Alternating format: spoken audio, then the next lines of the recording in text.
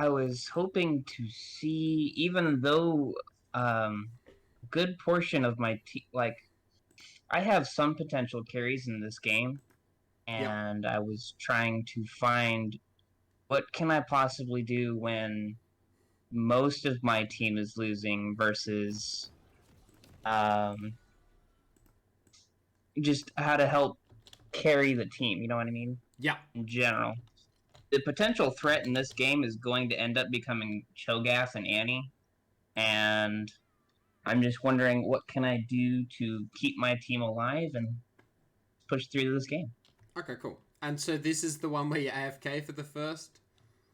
Yeah, for the first 2 minutes of the game, yeah. So Okay, you can go ahead and skip it. cool. I know there's a potential fight in the river. So sad. But yeah. Alright. So that already sets your lane up for a bit of problems, but it's okay.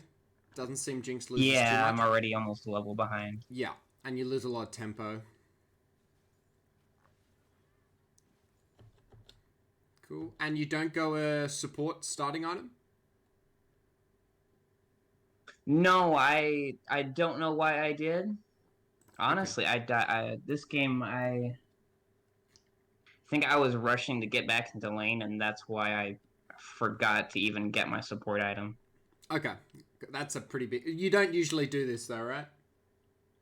No, I do Okay. not. No. So... This just happens to be a weird game at the So beginning. we've already done two things that are very preventable that have made this game a bit interesting. Not the end of the world though.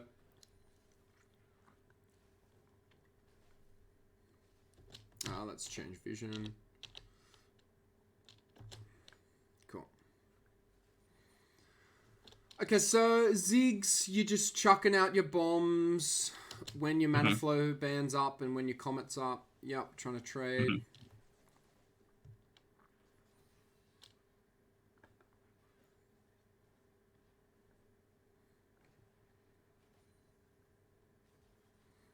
Okay.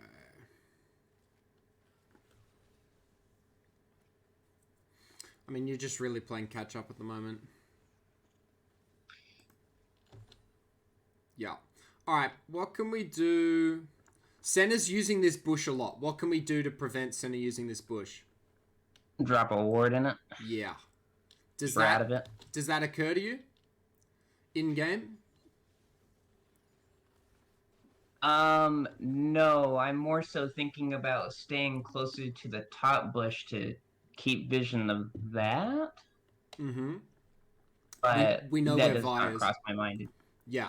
We know where Vi is as well, so this isn't really a threat at the moment. The only threat in this game is here. Right.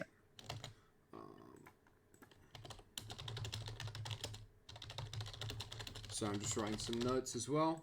Cool. So we can prevent this whole little shindig happening that occurs in about 5 seconds, all with a ward here.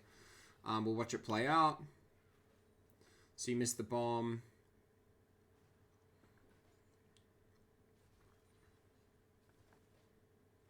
So here we just ward this, and then this doesn't happen. Where we're all stacked up like this, and Yeah.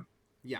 Yeah. You can also turn earlier there because you're going to get stunned regardless. So you may as well not let it become a free trade, but instead you both kind of get knocked, stunned up. And it's awkward all round. Cool, and she's going to keep using this bush.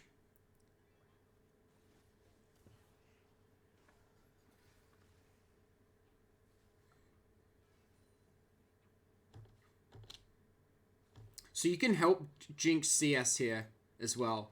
So little thing, let's look at this.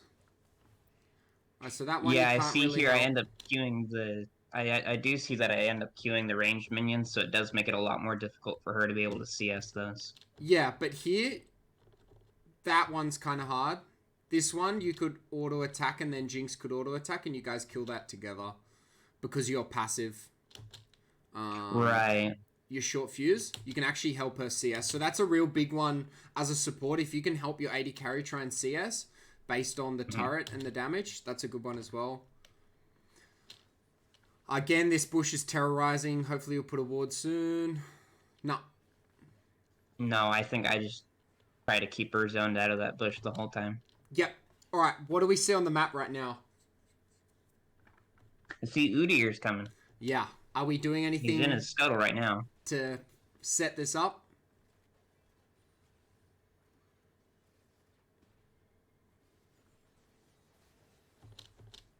He pings is on the way. So right now, do you think you're in a good position here to help Udyr get this gank off? Yeah. The wave's gonna end up coming to the middle, so we have plenty of space to jump up there.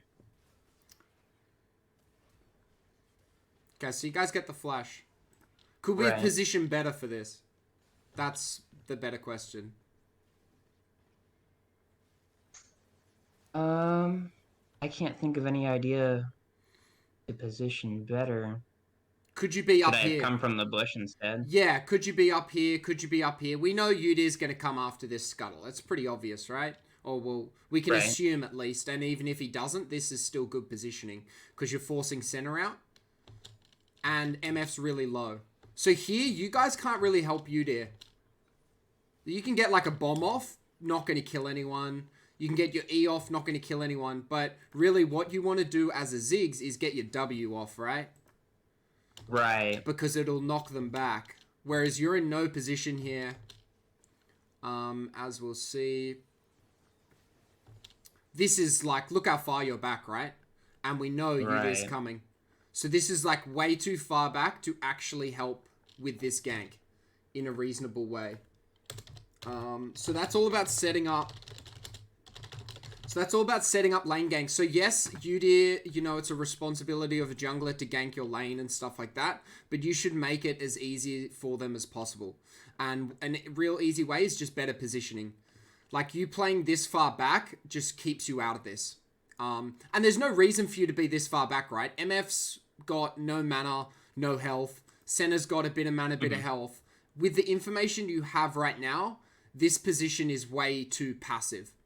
And I think you're kind of playing into, you know, you were 2 minutes late to the game. You guys are kind of getting shat on in the first 4 minutes of the game. So you're playing super passive. But as soon as an opportunity comes to come back into the game that's like low risk, Udyr making this a 3v2 is a very low risk opportunity to come back into the game. You're not capitalizing on it by being here. Gotcha, okay. Yeah. So as soon as we see Udyr starting this scuttle, we should immediately be trying to get some pressure. Just some light pressure by either going into here or push. Ideally, you want to be coming into here because it pushes center away.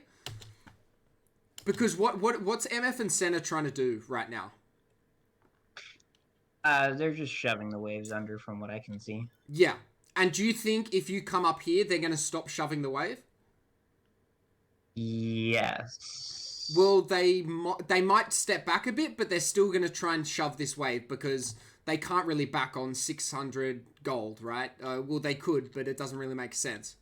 So we know, like, we can assume that we know their intention is to push this wave. That's kind of what I'm trying to get at. Gotcha. So using that information, we can then go, well, okay, Udyr's going to gank the lane in like 10 seconds. They want to clear these waves. How can I set this up? So if you're right here, you can actually put a satchel charge behind MF, make her burn the flash early, and then Udyr can come around. You can even just pressure them off this CS. You could even do a satchel charge there and set up this fight. Oh, don't tell me I broke the replay. It looks like it. No. We're at 357. Okay, 357, cool. Alright.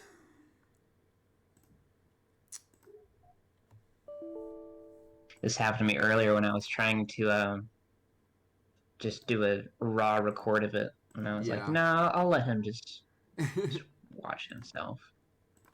Okay, cool. Let's get back in.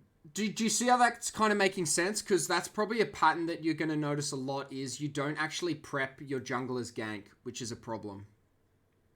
Right. I've never thought about it. Like, I always know I can see where my jungler is, and I'm trying to always maintain where the enemy jungler is because it just feels so much easier as a support to look at the map since I'm not CSing. Yeah. I've never thought about setting up the gank for my jungler. Yeah. It makes sense though, right? Yes, it does. Perfect. It was three. Was it 357? Yeah, somewhere around there. 357, yeah. Cool.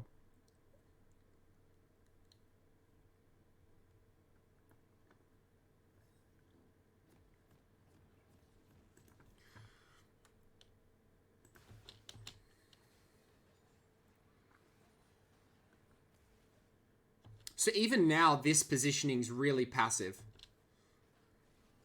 Because you're a Ziggs, you've got poke, and MF's on 50% health. So here, I think, to be honest, this should be a natural satchel charge right here. So let's play it out. What would happen if you satchel charge MF right here? Let's play out all the possibilities. Because you're in range with your satchel charge here. Yes, I definitely am. So let's play it out. You get the satchel charge and you activate it. She jumps back here. She flashes out. Jinx uses her traps. And then Udyrs probably, chances are, he's coming in to finish it off. You've got your E to slow. Chances are that fight could actually work out before Udyr even gets here. Instead, you go for the Q instead of the W. Why do you think you went Q instead of W here? The whole time I was thinking before Udyr was coming was to just poke them down and get as much damage in as possible before this fight started. Yeah. What's better? Damage on its own or damage in CC? The second option, damage and the CC. Yeah. So do you think it ever crossed your mind to use a satchel charge in that specific situation there? It did not. Okay. Cool. Because now we're too far back, so the satchel charge probably won't work anyway. No, I went for an E here. Yeah. It seemed more reachable, and if I had to E better, I would have used the W then, but I wasted there. Yeah. Yeah. Cool. Alright, so there's one consequence there.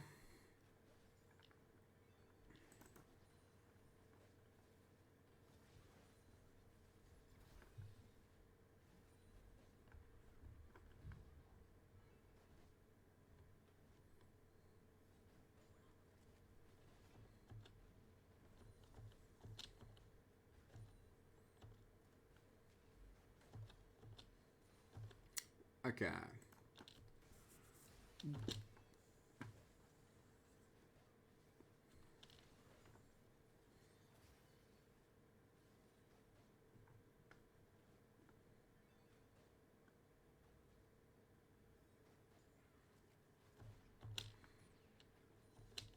Do you see anything?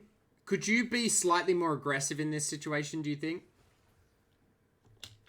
I'm holding back right now because I'm low. What I was thinking is I'm low mana, so if I try to be any more aggressive here, have a W or an E ready to heal for me. Yeah. What Ziggs is passive? When he uses any skill, yeah, it'll cut down to that. It's basically an empowered auto attack, auto right? Damage. It's basically so you and Senna right now have pretty similar mana levels. You're actually at a higher mana level and a higher health level. So you being aggressive here actually works out fine because MF's also on low mana. So Jinx is warding, so you don't want to be aggressive here. But as soon as Jinx comes back, this is when you should be stepping up here and contesting this bush. You don't want Senna in here for free. And there's two ways to contest this bush. So we know where Senna is right now in this bush pretty much. And you've got a satchel charge and your E. And we know Senna just flashed in the last gank. So what could be a better use of, other than using your Q here, what could be better here? Knowing that Jinx is coming back in the lane and that she can actually V-line here and cut off. So I could have dropped my E at least in the back of that bush instead of my Q. Yeah. Instead of the Q.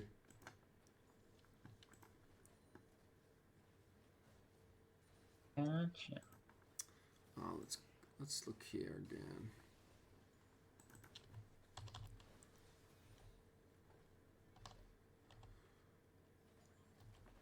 Here's another opportunity you can use W. Right here. Right here. If you put W here, this is perfect. You get your empowered auto attack off. I don't think you auto attack here. Empowered auto attack, so you W first, empower auto attack. You probably don't have enough mana. No, you wouldn't have enough mana for your E, but you're pretty much going to burn at least a flash or a heal here, because chances are Jinx will use her flame chompers, and you'll get some really good line of CC here. Instead, no auto attack, no spell, no auto attack, no spell. So perfect trade window here for either Senna, who doesn't have a flash, that's a free kill, or MF, and potentially burn the flash. So you see how there's already been like 3 or 4 opportunities in this lane where there could have been some really impactful plays if you used your CC spell over your Q. Right.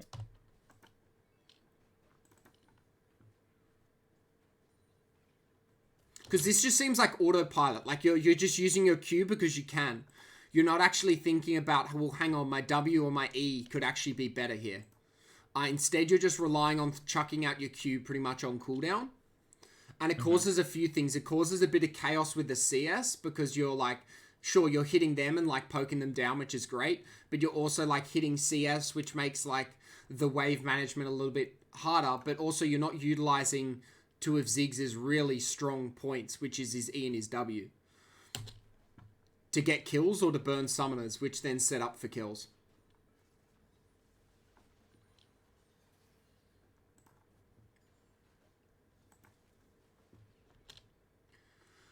Okay, so 5 minutes.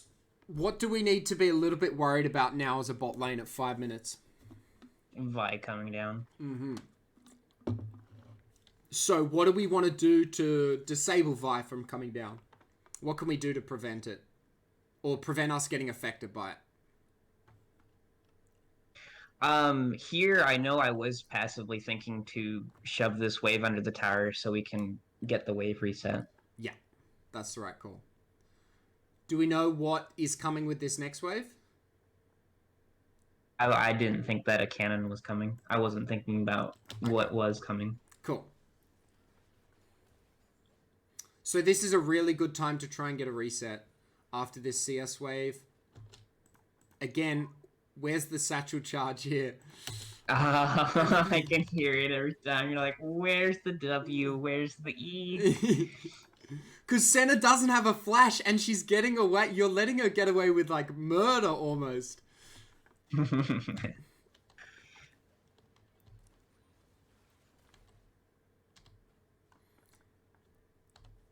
Senna cannot be allowed to do this. This is a free satchel charge with no flash while she picks up the soul. Instead, again, we go for the Q. Okay.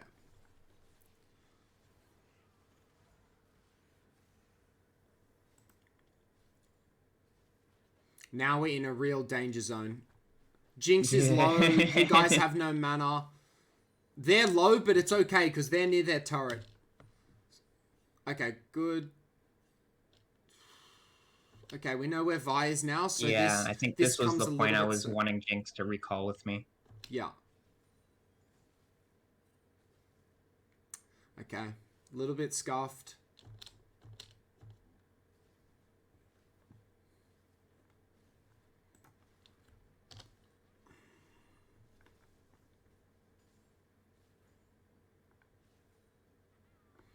And now this wave's just kind of giga doomed. Cool. You guys need to push this out. You guys can't back on this, unfortunately. The problem is now you got to also be careful of Vi.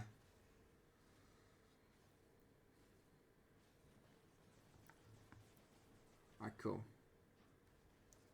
Oh my, what is MF doing? Now we got to be careful of Vi in this bush. You can chuck a ward in there as well to get this vision.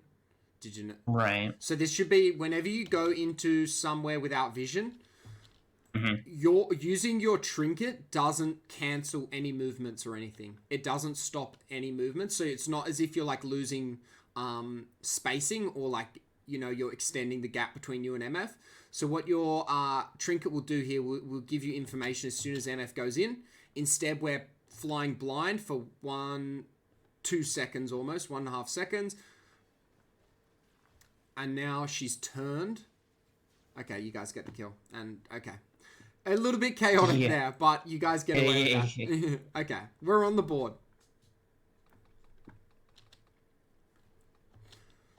So already a lot of chances for you guys to win the lane. At least you guys get that kill in the end. Cool. We should buy the support item now. No, I still didn't. I know at some point I realized in the game that I didn't even have the support item, and I bought it halfway through the game. Yeah. But Because we're losing a lot of gold here. Like, Senna's already like 500 gold up on you just from her support item, pretty much. 344 right. gold. Geez, Varus top, that's interesting. Yes, it ended up bleeding to Cho'Gath's, what I'd call his snowball. Yeah. That's why we ended up losing this game potentially. I think, because I couldn't slow him down no matter what. Yeah.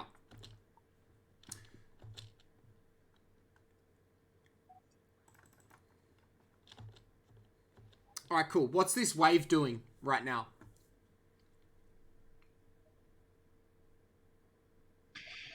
Oh, well, their wave is pushing into our wave. Do we want that in this current game situation or not? And why?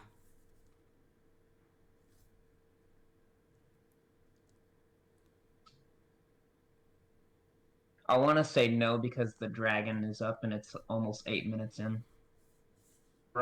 Everyone's almost at level 6. Okay. What we have time to control this wave for Dragon, right? Because we know Yudi's top side and we know Vi's top side.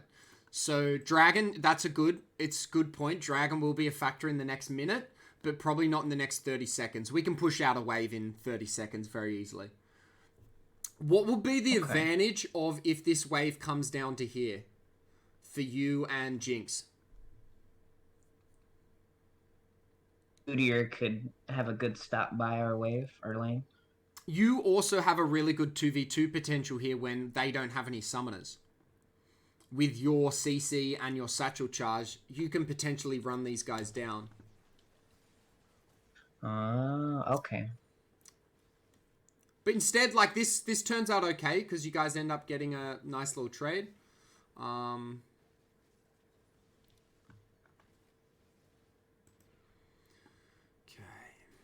Let's watch here again.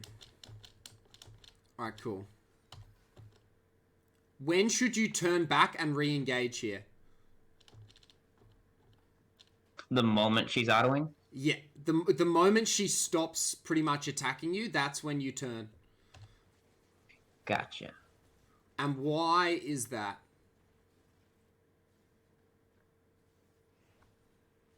So why do we want to turn as soon as she stops attacking you?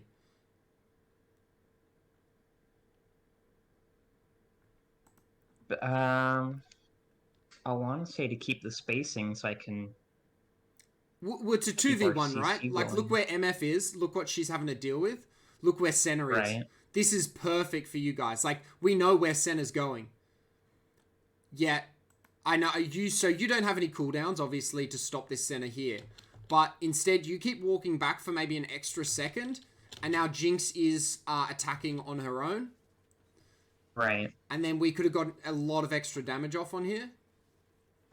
Instead, we miss a little bit of potential there. Again, just another trade that could have gone a little bit better. And they all kind of add up. Good poke.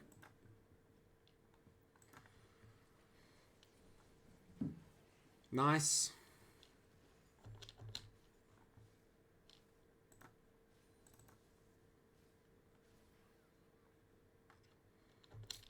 Okay, so Yudi's top side. We need to be cautious again of Vi, but you're doing good poke. Good job. Jinx is 6. That should have been a rocket, but okay. Yeah, I think she was typing to me. She's asking to wait till I'm also 6 so that if one of our R's misses, one of them's gonna hit. That was her big brain idea, and I was like, all right, I'll go off that. And I hit Okay. 6, I think, right there. Yeah. Okay, now the window's gone though. Nice, nice, good job. Okay, good stuff. All right, what do we do here now? What's Zig's good at Um, doing? Killing the tower. Yeah, and we know Vi's here, we know Cho'Gath's here, so there's no risk. It's just a 2v1 here. Never even thought about Cho'Gath. Yeah.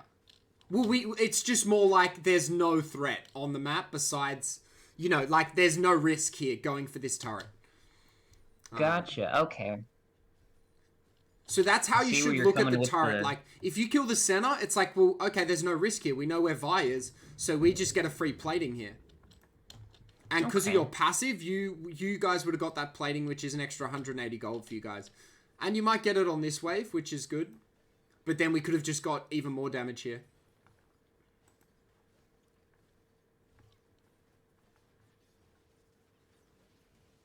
Nice.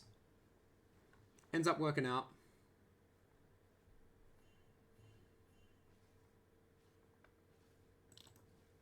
You should stay here if Jinx stays. Gotcha, okay. Why do you think that is? If Vi decides to come down, it's still a 2v1. Yeah, what's also going to happen in a minute's time when Jinx backs and then you're back in lane? Now it's still a 1v2. Yeah, and that loses all the tempo you guys have just gained. So, as a support, even if it's like a bad... So, like, this isn't like a... You guys both aren't going to die here because Jinx doesn't back. So, in these kind of situations where, yeah, there's a little bit of risk, we don't know where Vi is. In these kind of situations, it's always better just to stay with your 80 carry so that you guys reset together. Because you always want to minimize the time in 2v1 situations. Gotcha. Because it loses tempo, particularly when you're in the lead. Now, if you backed here and then roamed mid, I'd go, okay, that's smart because Jinx is just going to clear this wave then back. And now this gives you like a 45-second window to come gate mid while Jinx has to recall, buy her items, and then you meet her back in bot lane once you've got this gank off. But I'm not sure you're going to do that. But you might. Okay, we still haven't got the income item.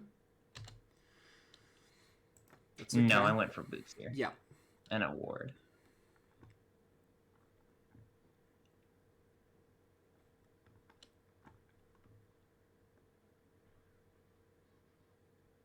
Is Jinx staying? Okay, Jinx is staying.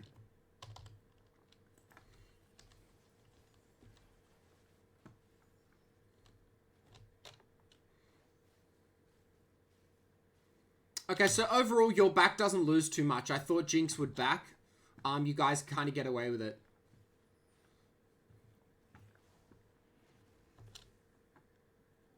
Okay.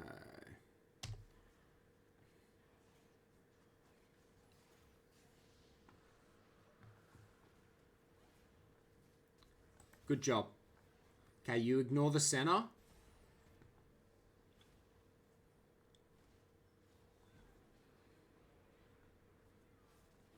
And then I dropped exhaust as soon as we ended that fight. Yep.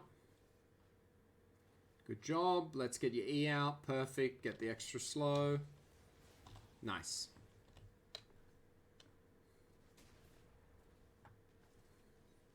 This is not on. Unless Udyr comes, this isn't on. Good. What's the other option you have right now? I could help out mid since Annie looks like she's pushed in from the map here. What's a good idea to do once you've got a lane lead? Get vision. No, another one is let's turn that lane lead into another lane lead. So as soon as you get a lead and there's a reasonable opportunity to extend that lead to another lane, extend it. Or at least use the chance to try and extend it. Mm-hmm. Because your problem in this game is you were trying to figure out a way how you could carry or how you could help impact the game. And as a support, roaming is really important. You haven't roamed once to another lane in the first 11 minutes of the game as a support. Arguably, if I'm playing support, I would have probably done it at least 2 or 3 times now. And yes, some games you just don't have opportunities to roam, but right here is a really good opportunity to roam. Well, Kaiser's kind of low, so maybe not actually. But we want to try and exert our influence as quickly as possible. And even if we don't, like, let's say this gank isn't on, at least we protect the Kaiser. Because we can assume Annie's going to try and do something here. Right. Okay. So it's like once you get a lane lead, you then want to try and push it to another lane as quickly as possible. So like getting Dragon is one, like so that extends it to the jungler because you give him pressure so he can get Dragon for everyone. The other one is going mid and pushing and getting a lead for them, or at least letting them catch up, letting them get a reset. Any little micro advantage you can get for them is worth it. Okay.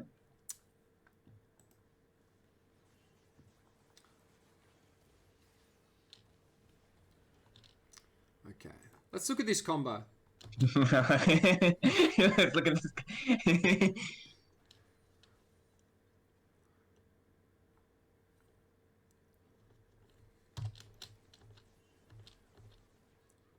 What's a combo that makes more sense here? EWRQ. Yeah, or WERQ. Right? Well, like it doesn't really. One more time. WERQ or Q, whichever CC ability you want to use first. It doesn't really matter, but that's the more optimal one. Why is that? I would have landed that R and that yeah. anything else I was trying to throw. Yeah. How long have you been playing Ziggs? When I did this game specifically, I hadn't played him since I had played in the mid lane, and that might have been an entire 2 months. Okay. So the combos are a little bit unknown. Okay, fair enough.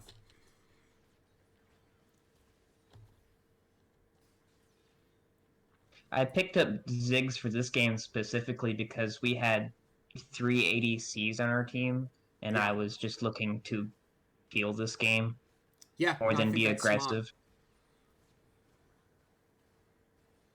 Did you get it? Maybe that can. Oh, unlucky. Oh yeah, we just lived, but that can attribute probably to why I'm playing so passively this game. Yeah. Cool. What do you want to do with this? Even though I could be more. Yeah. Sorry, go.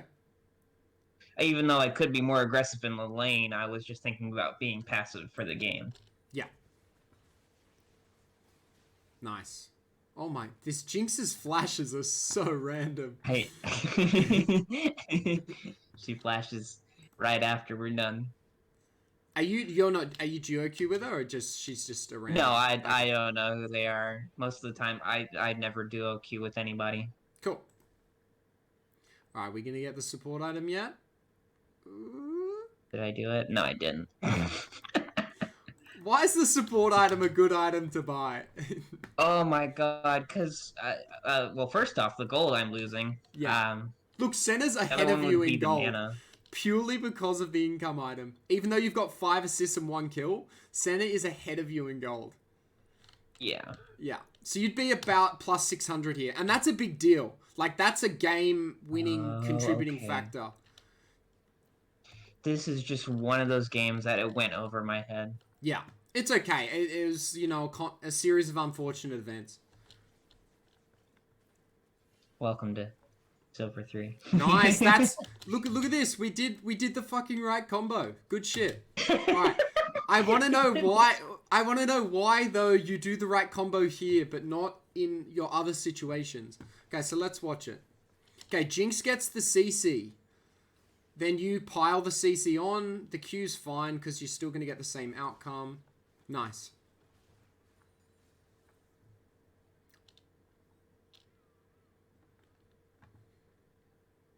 With none of the champions I've ever played, I've never thought about following combos or just combos in general? Yeah.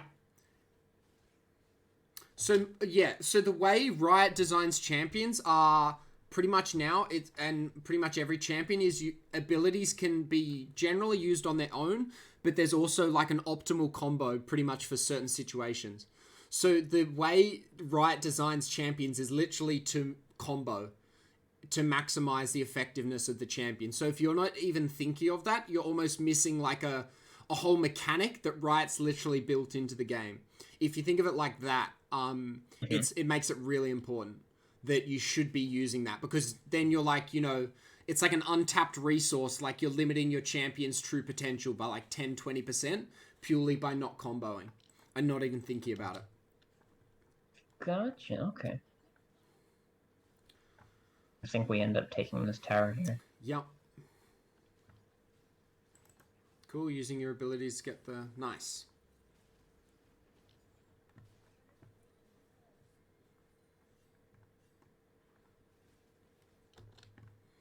Okay. Yeah, that's like the moment I spot Annie and I'm like, oh crap. Yeah.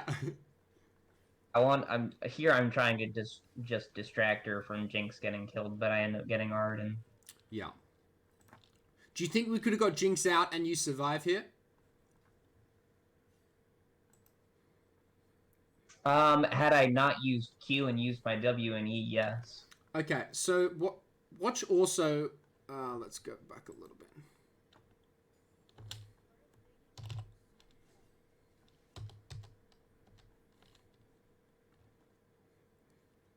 Okay. As soon as Annie turns here, look how much longer you're going towards her. Yeah. For almost 2 seconds, then a W. So you're just dead here. Purely because you just kept walking to her as soon as she changed path. So that's like reacting to enemies' pathing. So what's Annie gonna do as soon as she turns on you? She's gonna kill you, right? Yes. Yeah. So that's like quicker reaction times and understanding Annie's intentions, like the enemy's intentions there were really obvious. As soon as Jinx blocked off her path, she's got nowhere else to go except kill you. Okay. And you kind of let her. You could have got out of there. Okay.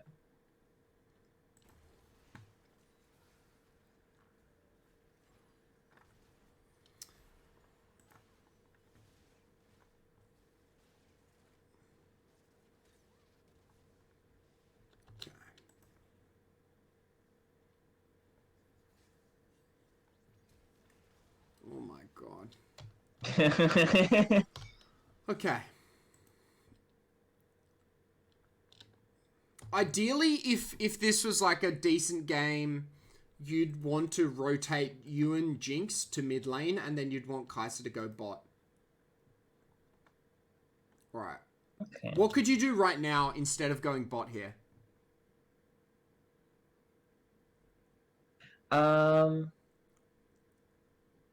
I know I wanted to go mid here. I was passing originally once I respawned to go mid, but I started moving bot because Jinx was still bot. Yeah. I think at this point, Jinx is 4-0. You need to leave her a bit alone. Like, this is a high-risk area, so the only thing I'd get for this Jinx is I'd ping her back. She needs to reset right now. She's on, like, 1.2k gold. She just needs to get out of here. You should immediately walk mid, because 1, this turret's super low. 2, you've got the jungle prio. And 3, you know Cho'Gath's not coming. And 4, Senna's dead. So we know where Senna is. And this should be basically a 1v1. Okay. So you'd go mid because 1, you'd take all this farm. And 2, you'd get pressure here. And again, because this game's all about you having the problem of not being able to like influence or carry or dictate the win of the game. Well, when you look at it, you haven't really left... So you've only been on 1/3 of the map pretty much the whole 15 minutes of the game. This first 15 minutes. You've never even like passed this area of the map. Like this whole mid side. You've always been bot side. And like it's done well, right? You've gotten Jinx to 4-0, but at some point you got to go, okay, Jinx is 4-0, MS 0-4. When do I start trying to help my other teammates? Gotcha.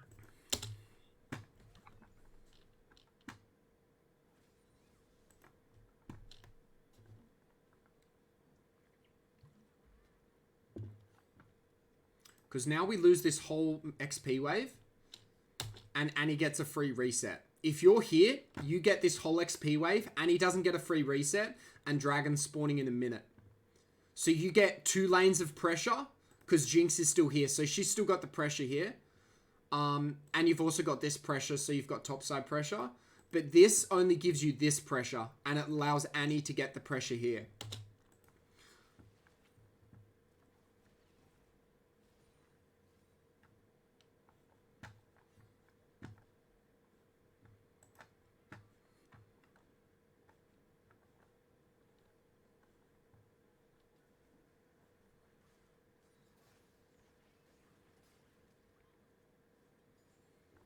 Good poke. I mean, this really sucks, right? Because you don't have your warding item. So you're literally losing your team all this vision right now. Just because you don't have your income item that then gives you wards.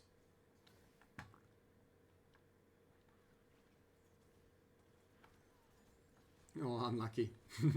I know, I was hoping I'd just get it there, and we didn't in that moment. Yeah.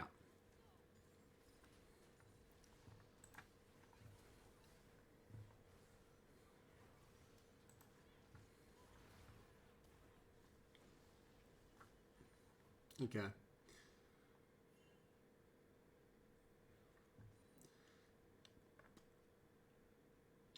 Jinx is in trouble here if she doesn't back. Okay, she's backing.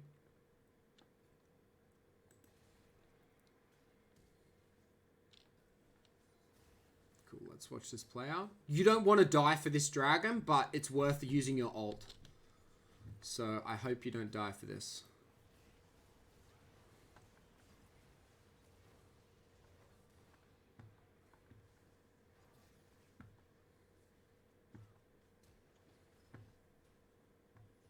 Okay, you get out. Good.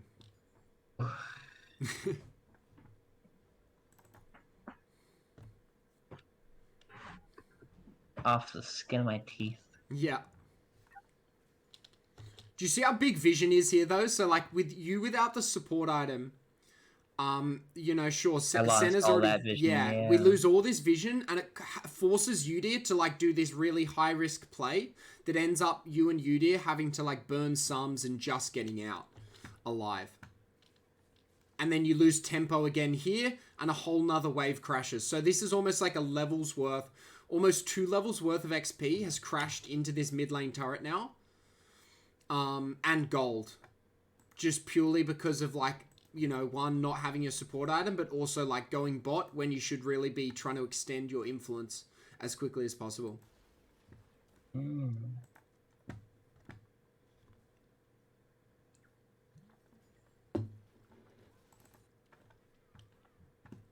Notice how I'm not trying to focus on your teammates at all? Because it's pointless focusing on, like, what Jinx is doing, what Udyr is doing. Like, how they're performing on their own is irrelevant to you, if that makes sense. Like, when you're reviewing your own gameplay, you should never be thinking, like, oh, my Varus is 0-2, he's shit, that's why we lost. It's always like, okay, he lost lane, but what could I have done better? So, yes, I'm focusing on you, and, like, everyone else is making mistakes, so don't feel like I'm unfairly treating you or anything like that. Oh no, Okay. I'm glad. Okay. I enjoy it. Okay, good. You'd have so much That's more why. Gold right now if you had your... it's just so pain. You've got a Leandry's at 17 minutes, which is, like, so good as a support. But you'd have so much more influence if you had that. Because you'd get the warding plus the extra gold, so you'd be even more fed. Alright, cool. We got to be worried, right? And you'd also be able to support this Jinx with vision so that she can do that risk-free.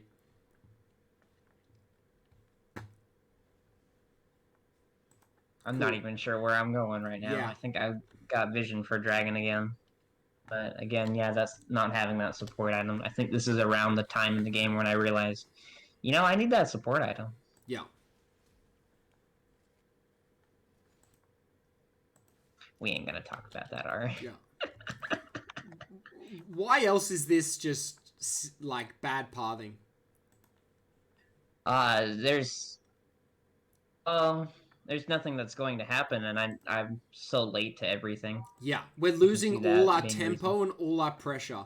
You're a Ziggs at 17 minutes with a Leandries. You want to be trying to impact the map in the highest impact areas. And this just like takes all that away. And so yeah, like you guys can trade tier 2 maybe for this Rift Herald. And we'll see how it plays out. But like again, we're coming back to the lane that already is like 3k gold ahead. It's like at some point we just need to leave Jinx and let her do her own thing. Because we need to be making sure our other teammates are actually having impact. Gotcha. But I mean, you guys get tier 2, so it's pretty good. It's not like it's not a it's not a completely negative outcome. And now you guys can group mid.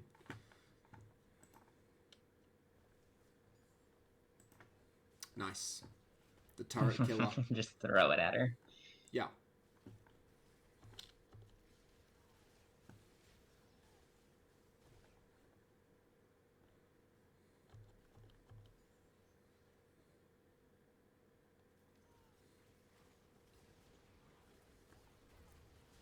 Nice. What do you want to immediately do now? From here? Yeah, what's the I next guess I should have macro gone objective? mid. Yeah. Okay, good. You don't go But mid. from here, I got the tier 2 towers. And Jinx was still pushing. I So you're looking for the decided tier to 3. keep pushing this lane in and go for the Tier 3. Yep. next tower. You guys might get this. Okay, Cho'Gath's here. Okay, where do we go now then?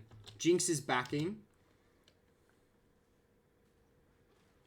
I was being very aggressive here. Yeah. I didn't even realize my Jinx was already backing off. What could you possibly get here by being aggressive against a Cho'Gath defending a tier 3?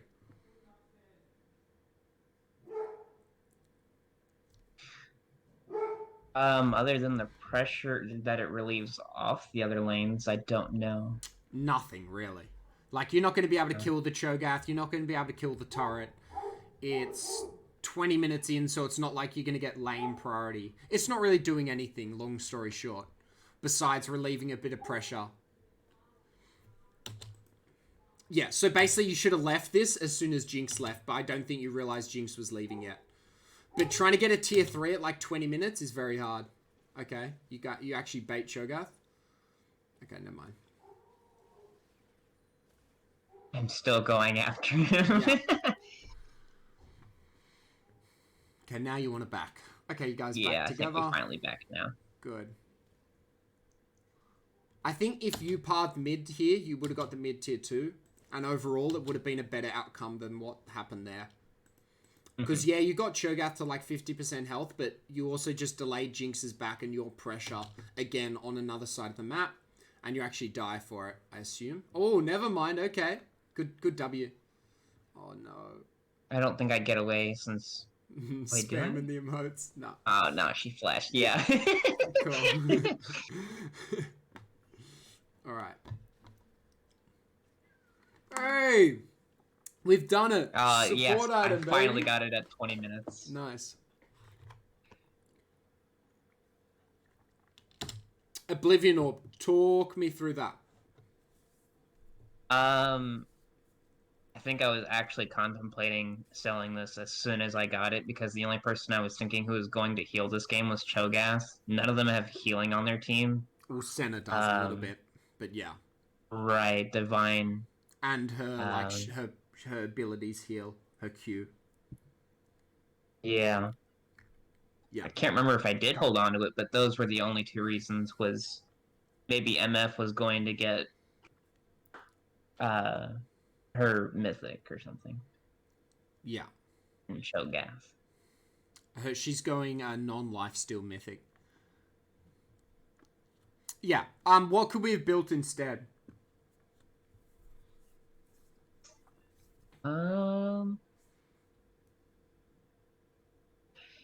Usually after my first item, I'm not entirely sure what to go for. Here I can think. What's it called? The second burn magic item, demonic embrace. Is that what it's called? Yeah, demonic embrace. Yep. And what Yeah, else? that one. List other. List as many as you can. List as many as I can. Well, like yeah, just the ones that come in because I want to see how your mind works. Like which items you go to after that. So you go demonic embrace first. What else? I think I built Rylai's as my Yeah. second item actually. Okay. What else could you do? Um, I didn't want to go Cosmic Drive here because I wouldn't have the 160 AP for it. I don't think yet. Yeah. Um, What else? I should have thought about Banshee's Veil for uh Annie. Yep. Zonya's as well. I didn't think more so about Zonya's at Because all. yeah, Zonya's and Banshee's kind of similar-ish if you're thinking about like an Annie or a Vi. Right. And then there's also Void Staff. So in terms of stat efficiency, Oblivion Orb is probably one of the least efficient items here, just because they don't have much healing. Mm-hmm. Then thinking about like Demonic Embrace and Rylai's. Rylai's is one a little bit of overkill because you've already got 2 CC abilities. So adding like the Rylai's slow is like it's just overkill. It's not stat efficient because you already have slows. So just adding more slows is almost like a band-aid rather than like optimal purchasing. So you generally want to look at items in terms of like gold efficiency, aka like what's the thing I don't have that I can get from an item. So, like, for example, Oblivion Orb's a really good item to get Grievous Wounds for. But if Mm-hmm. it's not actually helping you, aka the Grievous Wounds, the utility that you're getting from buying that item isn't actually helping you, it's not really worth it. Okay. Whereas, yeah, Demonic Embrace, again, you've already got a percentage burn with Leandry. So, again, you can add Demonic Embrace to it, and it's going to do extra damage and all that, but you've already got it. So it's usually better to add a utility or something, a resource that you don't already have. So like Oblivion Orb is like the right mindset, aka like getting a utility that you don't already have. But Mm-hmm. Banshees or Zonyas or Void Staff for the Magic Pen are more stat efficient and give you an extra resource slash utility that will help you out in the game more. Okay. So generally after Leandries, you want to go a defensive item or an item like an Oblivion Orb if they've got a lot of healing. But you don't really want to add like a Demonic Embrace or a Rylai's. Just because you're like overstatting yourself. Almost. Right. Because you don't have a damage problem. Ziggs doesn't have a damage problem right now, particularly in your lane state. So Demonic Embrace or Rylai's is just like adding a bit too much when utility is actually more useful.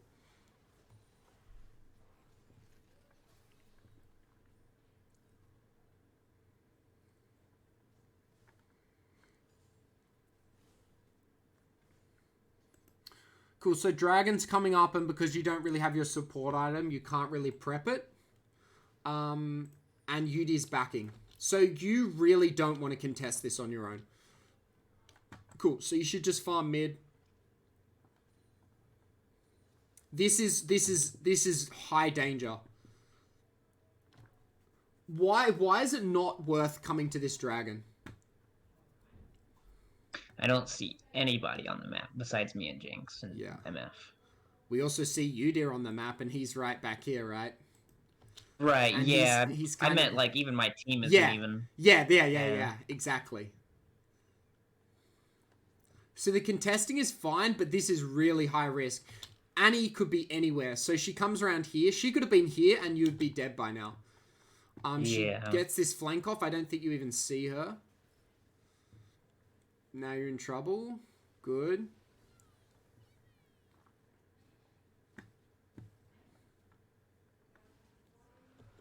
Oh my god, okay, Yuda ends up getting it. Okay. Okay, so your play ends up actually delaying this dragon long enough for Yuda to come around. Okay, so overall your play was actually pretty good here. because of what happened with Annie flanking. But do you see how that was super high risk? Yes, I do. Yeah. Yeah. And like in games like this, it's like people aren't going to make the most logical decision, but like in reality, like this is like bad habit building, because this now makes you think that you can get away with coming to a dragon with no vision, and you're going to do it like in maybe 2 games time, naturally or subconsciously, and you're going to get caught here, but you're going to see nothing wrong with it because you saw it work 1 game before. And so it's like it's building a bad habit that should kind of be avoided. So yes, it works out in this one, and yes, you get the dragon, but just the outcome versus the risk is like it's really not worth it, because it's just like a first dragon, and you guys had no vision. Cool.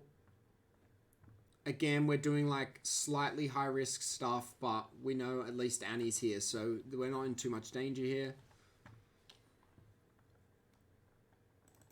Cool. Don't start Baron. You guys can't do Baron. I don't think we were starting Baron. Okay, good. I'm not sure what we were doing. You were looking for it. Jinx was pinging it, so I assume you guys were thinking about it. But yeah, we were kind of just defending it more than going for it. Yeah. Oh, that's a good call.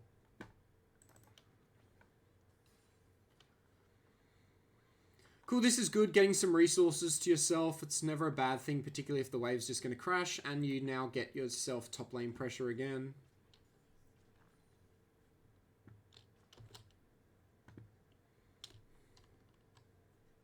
At 23 minutes as a support, what do you think you're trying to do at this stage of the game?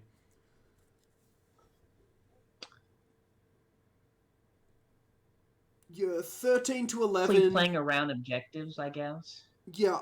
What's another thing? You guys kind of want to be team fighting, right? Yes. Yeah. Because team fights lead to objectives, lead to turrets, lead to ending the game. Because generally the enemy's not going to let you take a turret for free without fighting for it first.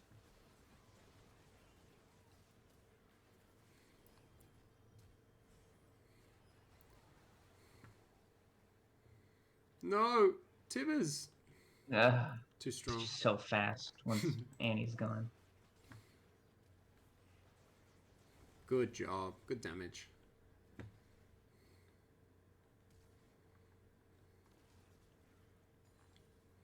Cool, you in a reset now. There's no point you going top because you've got no mana here. This is just very risky. Okay. It's a tier 1. I knew I was running top to stop him, but... Yeah. Because what could you actually do here? Like, could you really prevent the Cho'Gath from getting this turret? No, but I throw another Q at him like you know I do. And then Jinx throws a rocket. Yeah. It's funny. Yeah.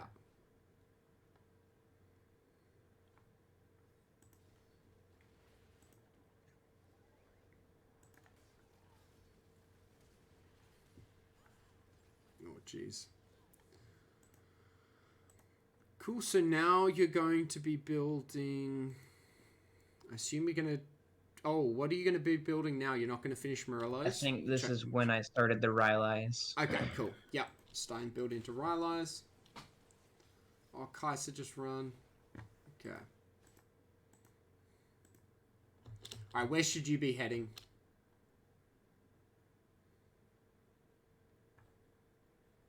Right now. I suppose I should be heading bot side for team fights, right? Yeah, you and Jinx can't really duo Baron. It's just, it's again a high risk play, and it's building a bad habit.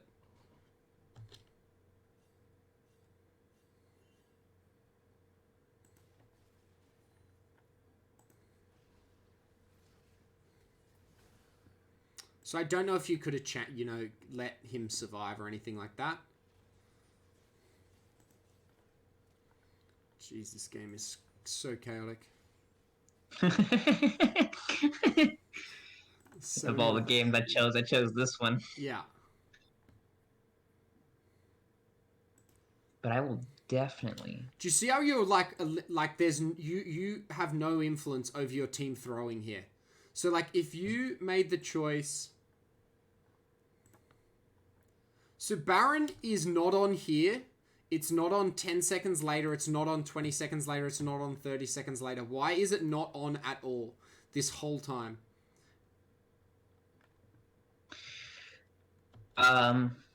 We're constantly playing on the bot side of the map instead of the top side. Yeah. So if you have the right call in your head, let's say, Baron, I don't think it's a wrong call here.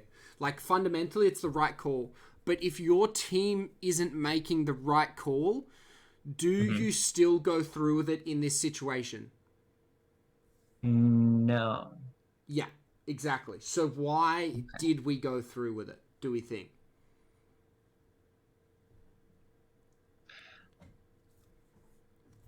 I know in this particular moment, I'm going towards it because I know Jinx is still there and we're just maintaining, defending it, but I was thinking in the long run. Yeah, because so this is where you should be. So as soon as you got to base, this is where you should be. You shouldn't be here. You should be pathing the whole time to here or to here, because your team is like, regardless of if it's the right choice or not, you're a support and your team is in a weird situation that you can potentially help them at least get out of, or at least help them try and, maybe get some damage off. Because they still keep fighting this whole time, even though you and Jinx are top. But now, right now, you'd be about here. I don't think you could save... I mean, maybe you even save Varus here. So you're there. You'd be here. Maybe you can, like, chuck a W and an E. Maybe. I don't know, though. I don't think you'd save his life. But then, at least you're here, and now you can path down here. So now, instead of being here, you'd probably be, like, around here, walking across. I mean, I think Kaiser's kind of in trouble no matter what. But you could now maybe be here with Udyr, fighting this a little bit. Again, maybe not being able to get an outcome, but at least maybe defending him or saving his life. Okay, he gets out anyway. Okay, you guys go for the Baron. We started Baron. Yeah. Oh, man. You got, yeah. You two can't do it. Yeah.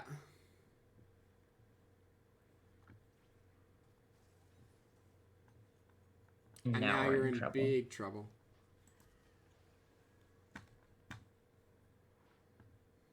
I see that. Oh, I see that. Do you see how big this is? Like, this whole play here.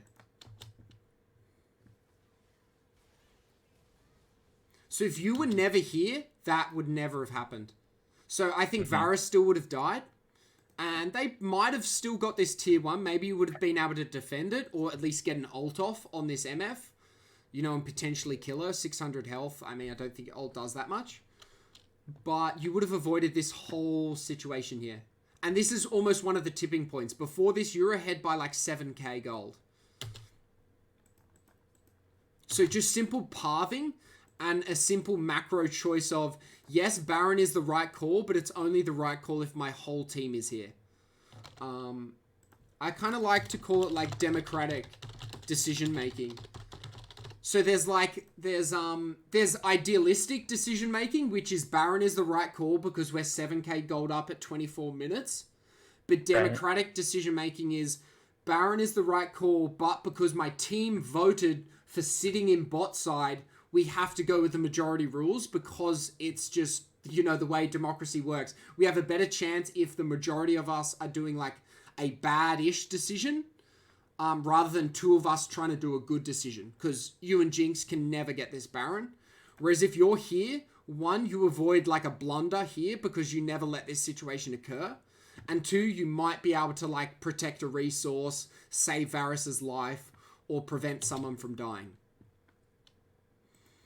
Okay. Yeah. It's kind of, I've always found it hard to explain. But it's basically like the right play versus the play your team is making. And your team's not always going to make the right play. But sometimes you just have to live with that because three people doing a bad idea can sometimes has a higher chance of working out than like one or two people doing a good idea that requires like 3 or 4 people. Right. Okay. Especially when you've got a lead. Because, like, right now, again, you'd be alive. You could be helping Udyr take this turret. You could be helping defend this turret. There's so many things you could be doing, but you're dead this whole time. So you might be able to save his life there. You might be able to help Udyr push here. But instead, this whole decision now has all these consequences. And these consequences are going to probably play out for the next 5 minutes.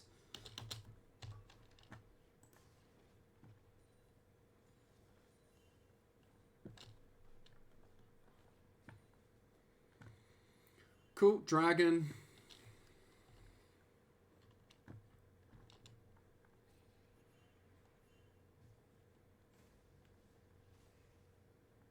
Good, this should be your dragon.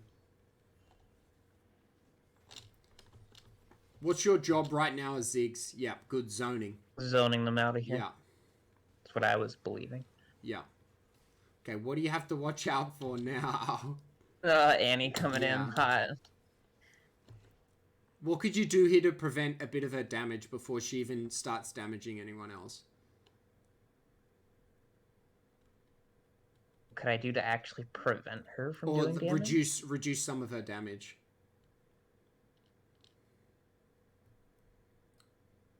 I do not know. You could chuck that exhaust on her before she does her whole combo. So here, we've got time. Now we don't have any time. We're dead. So you exhaust. Oh, look, I did get it off, though. Yeah, but after the fact. Like, she's done all her damage. Do you guys end up getting dragon, which is good. And who knows, I think you still might have died, but you might have been able to get your exhaust off and then flashed or something like that. Right. Mm-hmm.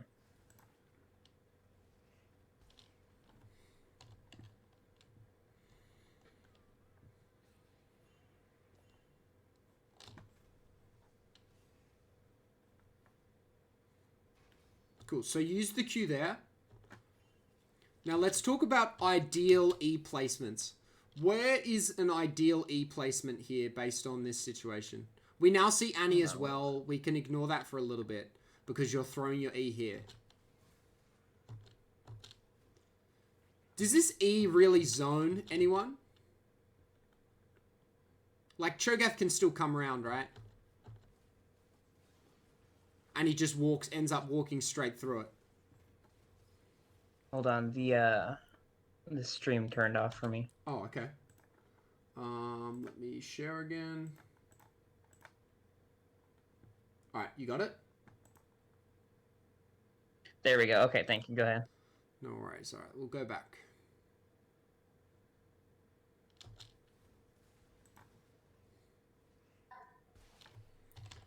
Cool, so they start dragon.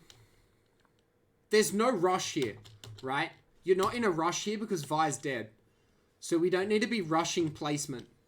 So like this, it's better to come in further and get a good E here. Rather than get an E like this that doesn't really zone anyone. And now we've used both our CC abilities. And so yeah, we kind of get the effect of zoning here. But really the E could have done this job. And then you could actually have your W, maybe to prevent Annie from killing you, or maybe to even like chuck Senna into Udyr and then you kill her. Instead, you put your W there, you activate it, it doesn't do anything. And now you're captured by this Annie. And then you and Varys get 2 for 1. 2 for none, really. And you guys get the dragon, but the outcome is overall pretty shitty.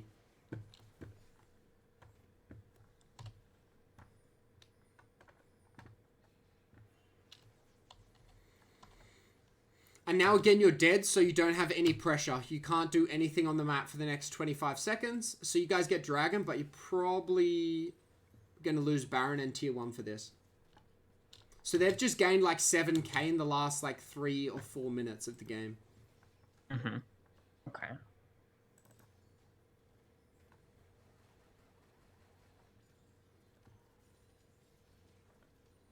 So at this point, the game is pretty chaotic because, like, look how close the gold is now. It's pretty much anyone's game when the first, like, 20 minutes of this was all your team's game. Now, is it easier to establish a lead in like the first half of a game or like the second half of a game? Do you have more influence the later the game goes on if you win lane, or less influence?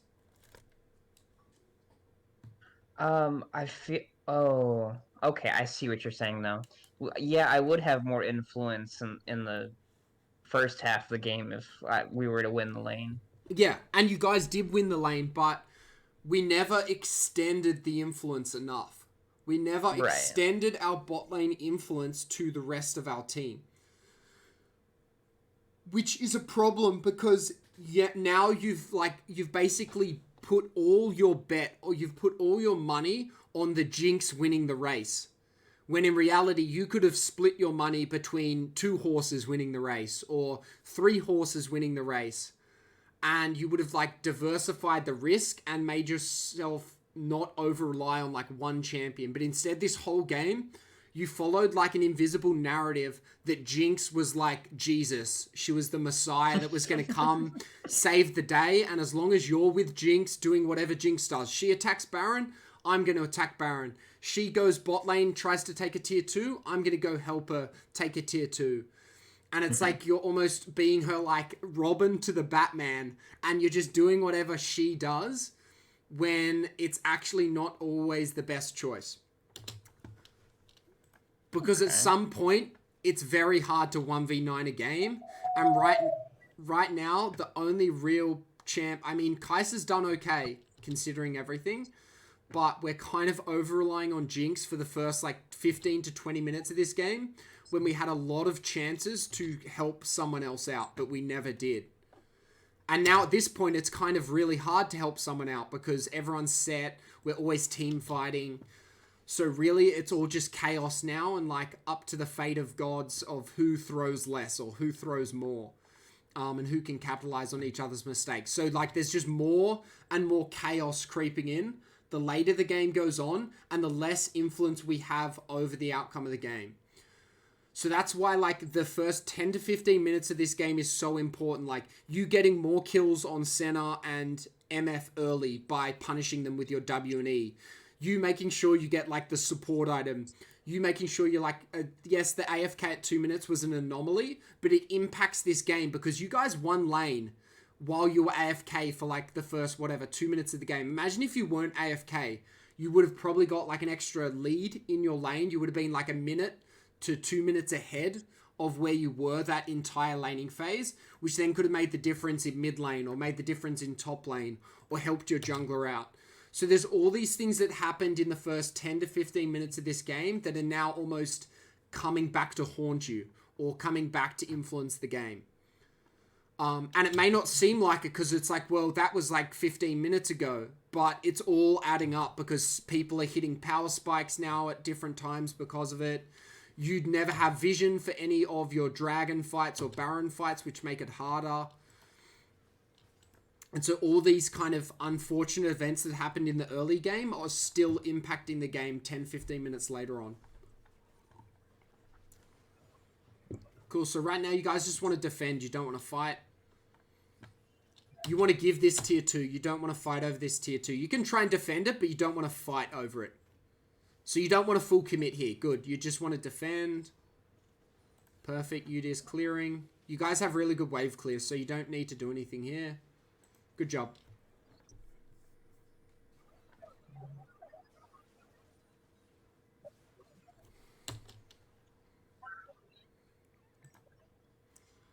Why don't we want to fight at all here?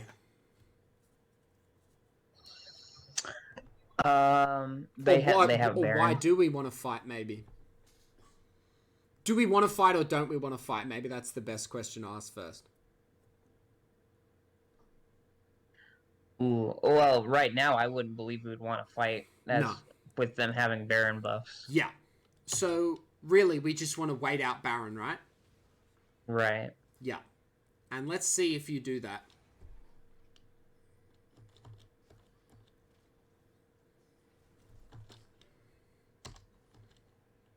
Who's their biggest threat on their team? To you, really? To me, their threat was Cho'Gath and Annie. Yeah. What are you doing? So, what are you doing right now? You're walking up to the threat.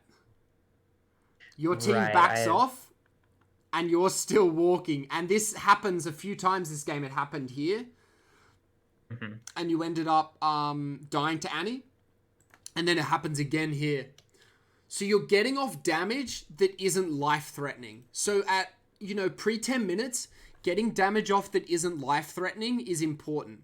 Like, because you get to push an MF or a center out of lane if you poke them a couple of times.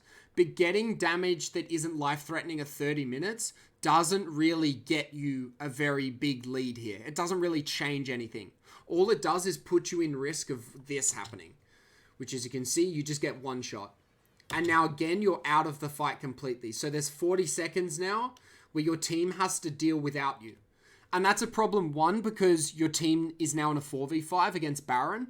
But two, it's also a problem because if you're trying to be the hero or if you're trying to influence the game, how can you influence the game if you're dead? How can you carry your team if you're dead? How can you make sure that they win the next fight if you're dead? You can't, right? So now, as soon as you're dead, this game isn't in your control anymore. And we never want to lose control of the game if it's avoidable. So, like, avoidable deaths in the late game is a big problem here.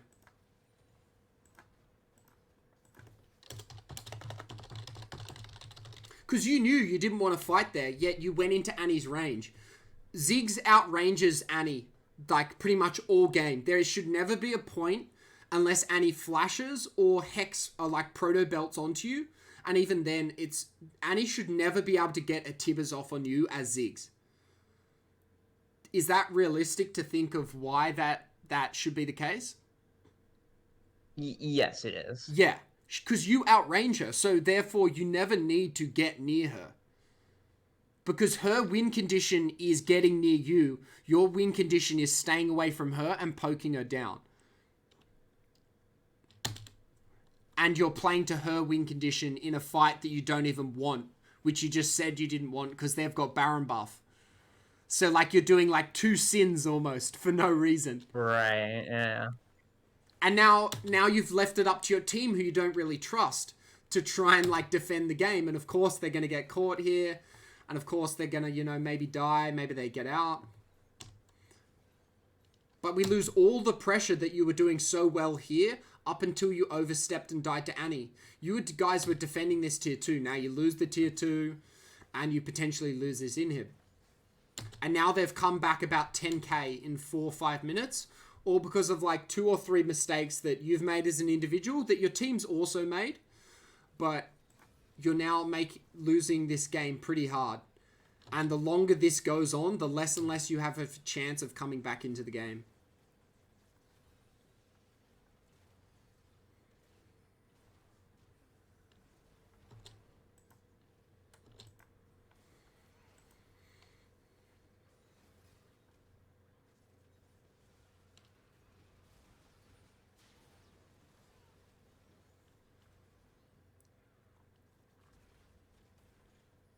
Oof.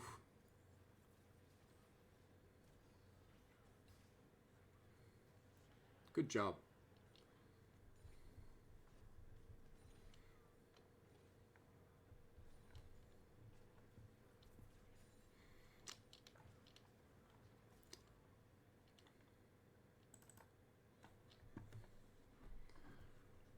Alright, so what's the next real win condition on the map now?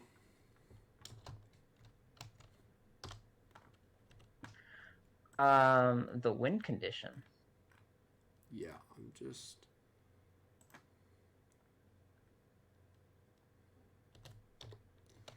So Baron's up in 3 minutes. Oh, I see what you mean. When's Dragon up? Wait, where is Dragon here? Dragon's in 1 minute 13. Next win con is Dragon, right? It's up in a minute. What can a support do to set up Dragon?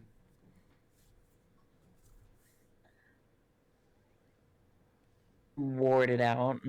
Yeah. What do you now have a lot of time to do? Dragon spawning in a minute. We've got 1, 2, 3, 4 people dead on the enemy team. We know where MF is. She just showed here.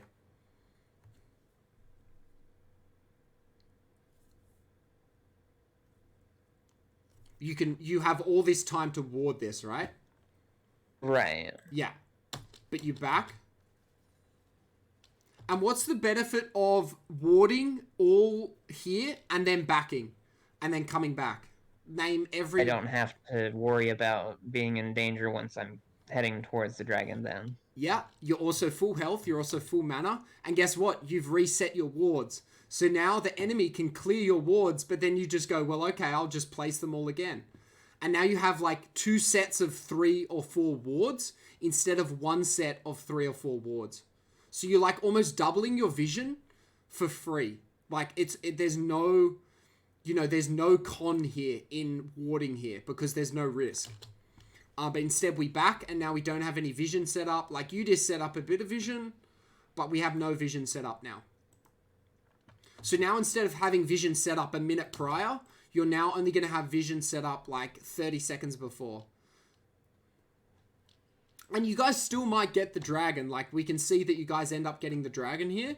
But in terms of like best practices and what I can do to like min-max or what I can do to like maximize my influence as a support over the game, that's like a little trick that I always like to do. If I can ward for free, reset, and then have a full set of wards again, I'm always going to do that. Does that make sense? Like, is that something you think you could implement realistically? Yes, instead of just... Because nobody's going to be present and stopping me from warding. Yeah. But now we're kind of playing with a bit of blind vision. We're missing our CC. I mean, you get the W onto the Vi, which actually ends up working out really nicely. Perfect.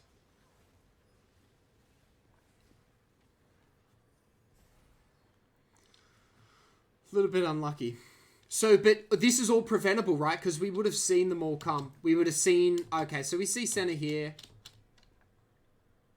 We see them all come over. So we pretty much would have seen all these guys regardless.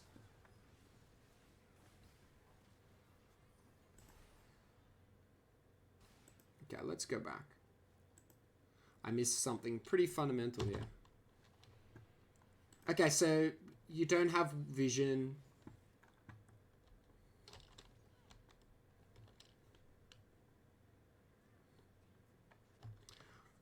Okay, what are the pros and cons of taking this fight right now?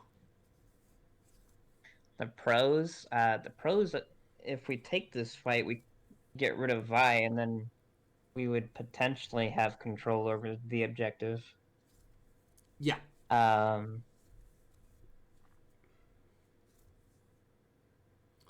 con, and I can see what ended up happening is we don't know where any of the enemy team is, and we've just wasted everything on Vi. Yeah, and what are you missing right now? What 2 things are you missing? Or 3, I guess we can say, if we're talking about vision from earlier. So you're missing a bit of vision.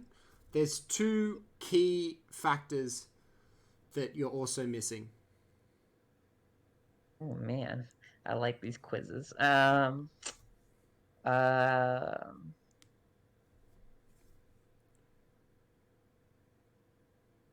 Where are Jinx and Varus right now? Right, neither of them are with us near this dragon right now. Yeah. Jinx is in mid, but Varus is still in base. Yeah. So we can go for the Vi, but we don't want to overcommit. So going for the Vi here is fine. But as soon as we see Annie, we want to now position like this way rather than here. Like if you had flash, I'd say, okay, this is kind of fine to position here. But we'll see how you position. So this is all good positioning. This is all good. This is great. Now you walk this way instead of this way. And this dooms you. As soon as you walk this way, you're doomed. Because Senna's here, Annie's here. And you don't have your flash. And yeah, like maybe you can satchel charge over here, but it's like it's a bit risky, it's a bit fiddly. Who knows what's gonna happen? So you end up dodging the Tibbers, which is good.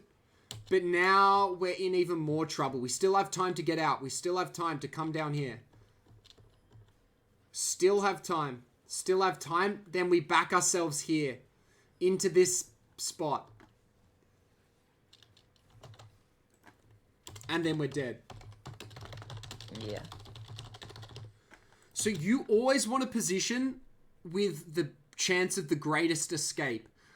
I'm not sure why you actually paths here. But it's really not the right call. And you can kind of see that, right, when you look back at it. If you instead of path that way, path back this way, and we had maybe like 10 seconds to, well, maybe not 10, maybe like 7 seconds to correct our positioning, and we never did. And it potentially causes you guys to lose out on a lot of pressure here, because you're one of your biggest damage dealers. One, because you're 3 and 6, you've got a Leandries, you've got a Rylai's, you've got some damage. But 2, you're the only AP damage dealer on your team, and Cho'Gath's building like full armor. You can see there's a couple of like Ninja Tabby on the team. So you're actually a really important resource. But in the last like 2 to 3 fights, you've always died at either like the first person or the second person to die.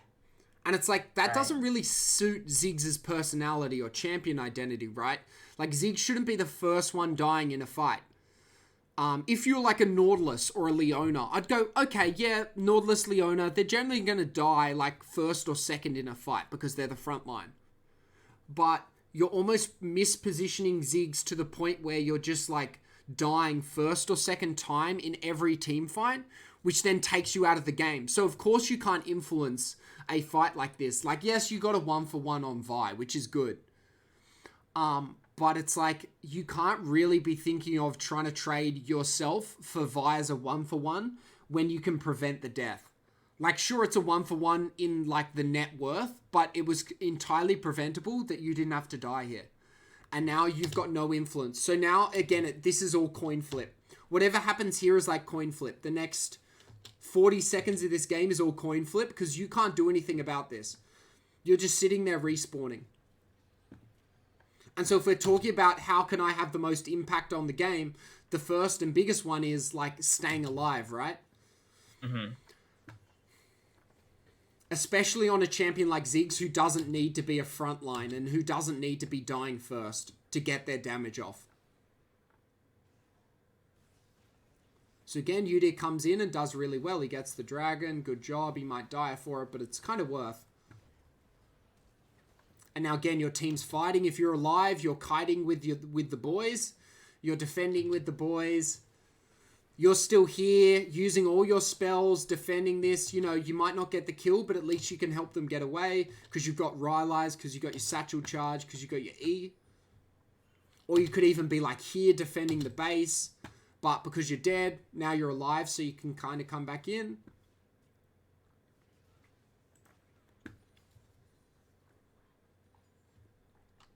And now the game's all of a sudden gone from you guys having like a 7k lead to them having a 1k lead.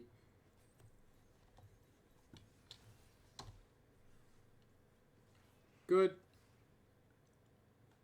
Now go back to mid and defend. And see how every time we lose a team fight, this game gets more and more out of our control, yet there are still situations that we can come back with. Yeah. So, like, you're slowly losing influence. Like, you at, like, 10 to 15 minutes of this game, compared to you at, like, 33 minutes, you have, like a tiny amount of influence now in this game as a Ziggs support compared to what you had in the first, like, 15 minutes of the game. You guys were stomping lane. You were getting tier 2 turrets. Like, you were helping prioritize and get dragons. Like, you were doing all these things. But now it's like really hard to influence the lane. And then when we're dying for the first or second time, like, you know, we're the first or second person to die in every team fight, it gets really hard to influence the game when it was already hard. We're just making it even harder. Cool. Let's look at combos here. E. W, not Q, but we get the W off eventually. I end up Wing her forward a bit, yeah. Yeah, we still get the kill though, so it's okay. But again, just combos, remember that? Yes.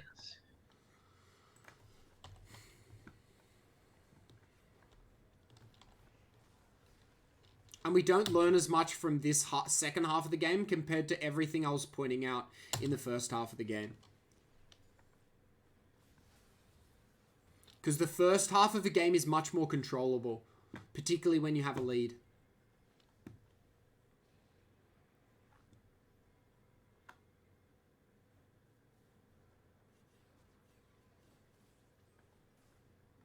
Cool. Yeah, this is just... Cool, you come to save them. This is good. Use your E and run away. Varus is caught. Okay, that's a 1-for-1. That's actually worth. Good job. You came back here and got that 1-for-1, which is really good, even though Varus kind of fucked up. This is good. This is how you should be playing Ziggs. You don't want to be anywhere near this right here. You don't want to be anywhere near them. Look how much, yeah, like, see, you've just got so much more influence over the game. You live to fight another day.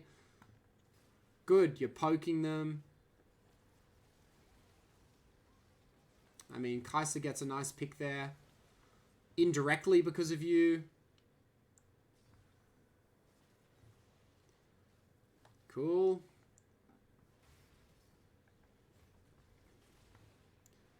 Good, let's watch your ability combos here. Q.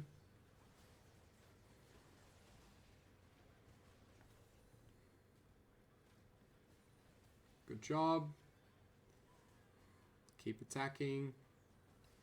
Nice, good job.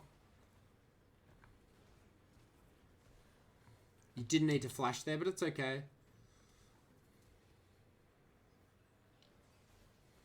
Nice. Really good job. See, look how much shit you just did because you were alive that whole time. I'm alive. Because you're alive. Ziggs, when he's alive, he's just fucking insane, right? You're just doing so much damage. Like, your Leandries has done 6.4k. Your Demonic Embrace is just ramping up. But you're able to do so much because you're a zoning control mage. You're playing your champion's identity. When you play your champion's identity the way it's meant to be played, like, good things happen. Okay. When you try and play like a frontline, or you try and play like Annie, when you're actually like a control mage who can shoot from quite far away, it's like, well, hang on, I'm just playing to Annie's strengths, not my strengths. Okay. Cool. So now you're a support. You want to be getting vision on here. Now, this is a preference thing, but myself, I've been a support main before, like a few seasons ago, and I still play a lot of support. In games like this, I always value 2 control wards over my last item until I can actually purchase the whole item outright. So right now, I would be... I would probably be like Leandry's, Zonya's Void Staff instead of Leandry's, Rylai's Demonic. I'd be Zonya's because it's really good against Annie. It's really good against Vi, and it's really good against like MF Senna, Cho'Gath. Because you can just go invulnerable while like Annie ults you. You can go invulnerable while Vi ults you. You can be invulnerable while MF ults you, whatever. I'd also then go Void Staff because you're your only AP damage dealer, so you want to be making sure you're maximizing your damage dealt. It's also more stat efficient. Void Staff second item is really stat efficient. It's better even than like a Death Cap as a second item. And then I'd actually not have this Oblivion Orb. I'd have 2 control wards here so that I can get more vision. Because you're a support at 36 minutes with a 19 vision score. And yes, your support trinket kind of came late because you fucked it up. But I always prefer 2 control wards because I value 2 control wards more than an Oblivion Orb at 36 minutes. And that's a preference. You don't have to play like that, but that's how I think of vision. I think it is like very important. Right.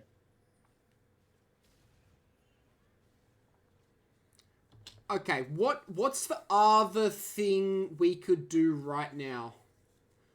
What are the kind of 2, or what are the objectives on the map right now? What are the choices we have? Well, Baron is up right now, and Dragon's going to be up in 40, and we can either get... We do have the potential to have the Soul right now. Yeah.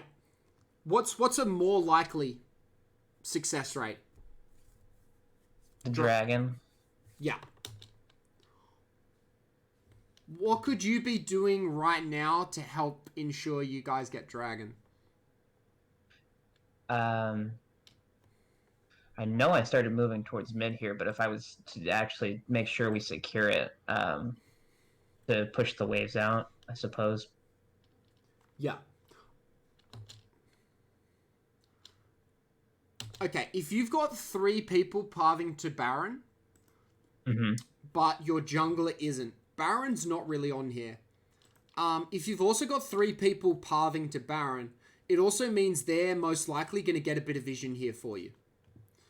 Okay. So that can then mean that, okay, well, I'm a support. How about while they're getting vision on Baron, I maximize our vision and get vision on Dragon. And so we now have 2 objectives set up. Rather than, again, hedging all our bets on the Baron by 4 of us autopiloting to the buff when our jungler isn't there, we can actually go, hang on, we've got vision now on Dragon and Baron, and now we've got 2 choices to make. Or like 2 options. Whereas right now, we're banking all our resources and all our options on the Baron. Okay. So, like, UD gets vision, which is good, right? So you guys still get both outcomes. And we'll see what happens. Kai'Sa gets a solo kill.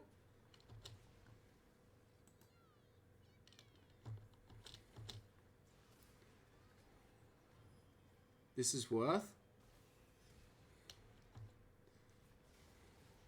Okay, never mind. Alright, let's play this back. Can we avoid any of this? Okay, so we see...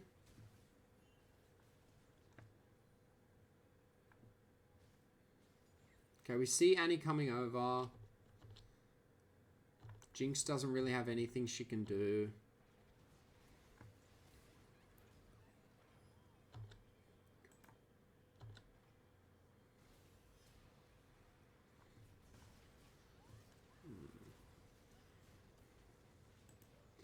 Alright, let's look at this again.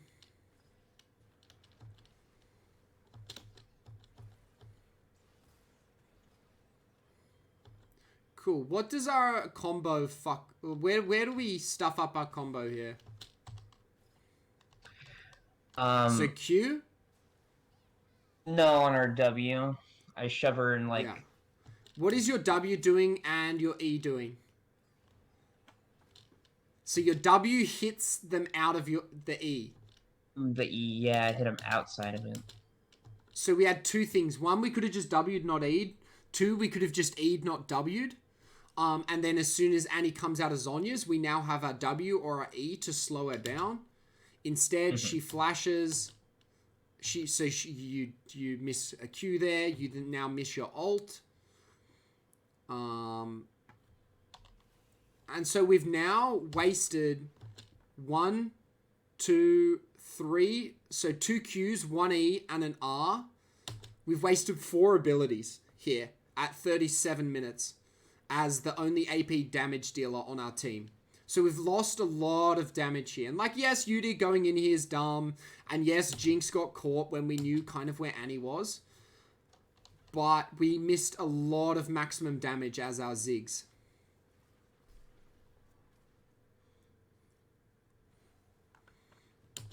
Alright, cool. Now that UD is dead, Jinx is dead.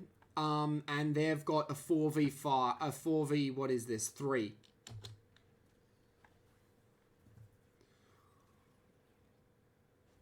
You guys still want to fight. Is that what you think is kind of the correct option? Right now, at this moment, watching our jungler and ADC die, I wasn't looking to fight. Yeah. But I knew I could... Oh no, she died instantly there. No, I was leaving.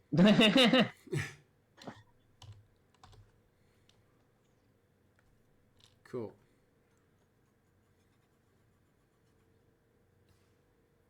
Okay, you as a Ziggs, what could you do right now? We know the enemy team's going to Dragon. We know... well, Cho'Gath doesn't actually have his feast, so it could be like a 50-50 steal here. Do we prefer the 50-50 steal? Or do we prefer maybe trying to, like, do something up top lane? Knowing Ziggs' kind of kit. I guess I could have actually split pushed for top here, huh? Yeah.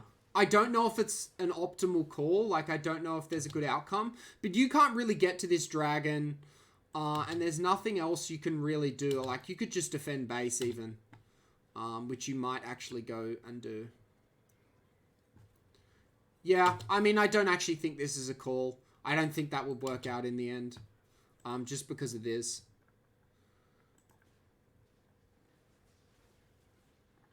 I think you might have been able to go for an ult, but... yeah, I was not in range for that. Yeah. Alright, so we've lost another win con. They might go for Baron here. They probably won't, though, because you got Vision. You notice how you've also still got 3 wards, even though you've been out on the map for, like, you know, 90 seconds at 38 minutes? Like, you should just be placing wards wherever you can. Right, on my own. As well, because it's a free resource. Game, I've noticed that I don't ward while I'm mid-fighting. Yeah.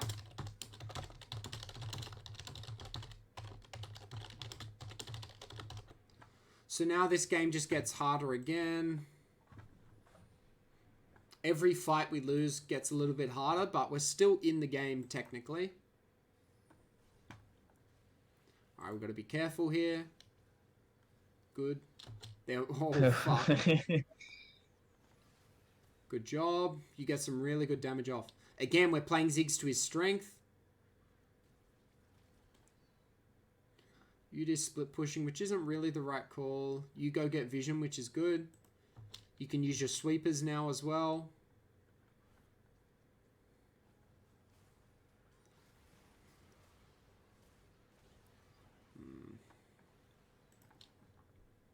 Yeah, that was a panic moment for me.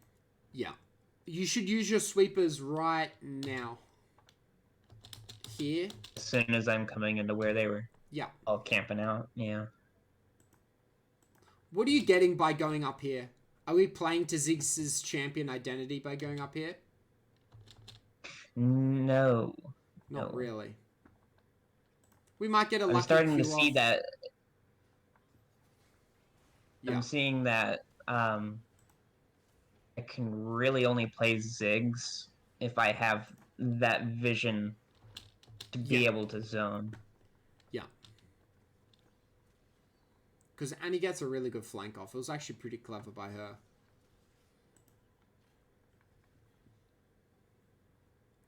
And this could just be GG. I think it is. Cool. So every time... Yeah, it was. Every 39. time you're the first person to die, your team loses the fight as well. Which is an interesting correlation. If, like, Yuta is the first to die, or if someone else is the first to die, generally your team actually can still win the fight. But every single team fight your team has had where you're, like, the first or second person to die, even if it's a 1-for-1 trade with your equivalent, it doesn't work out in your team's favor.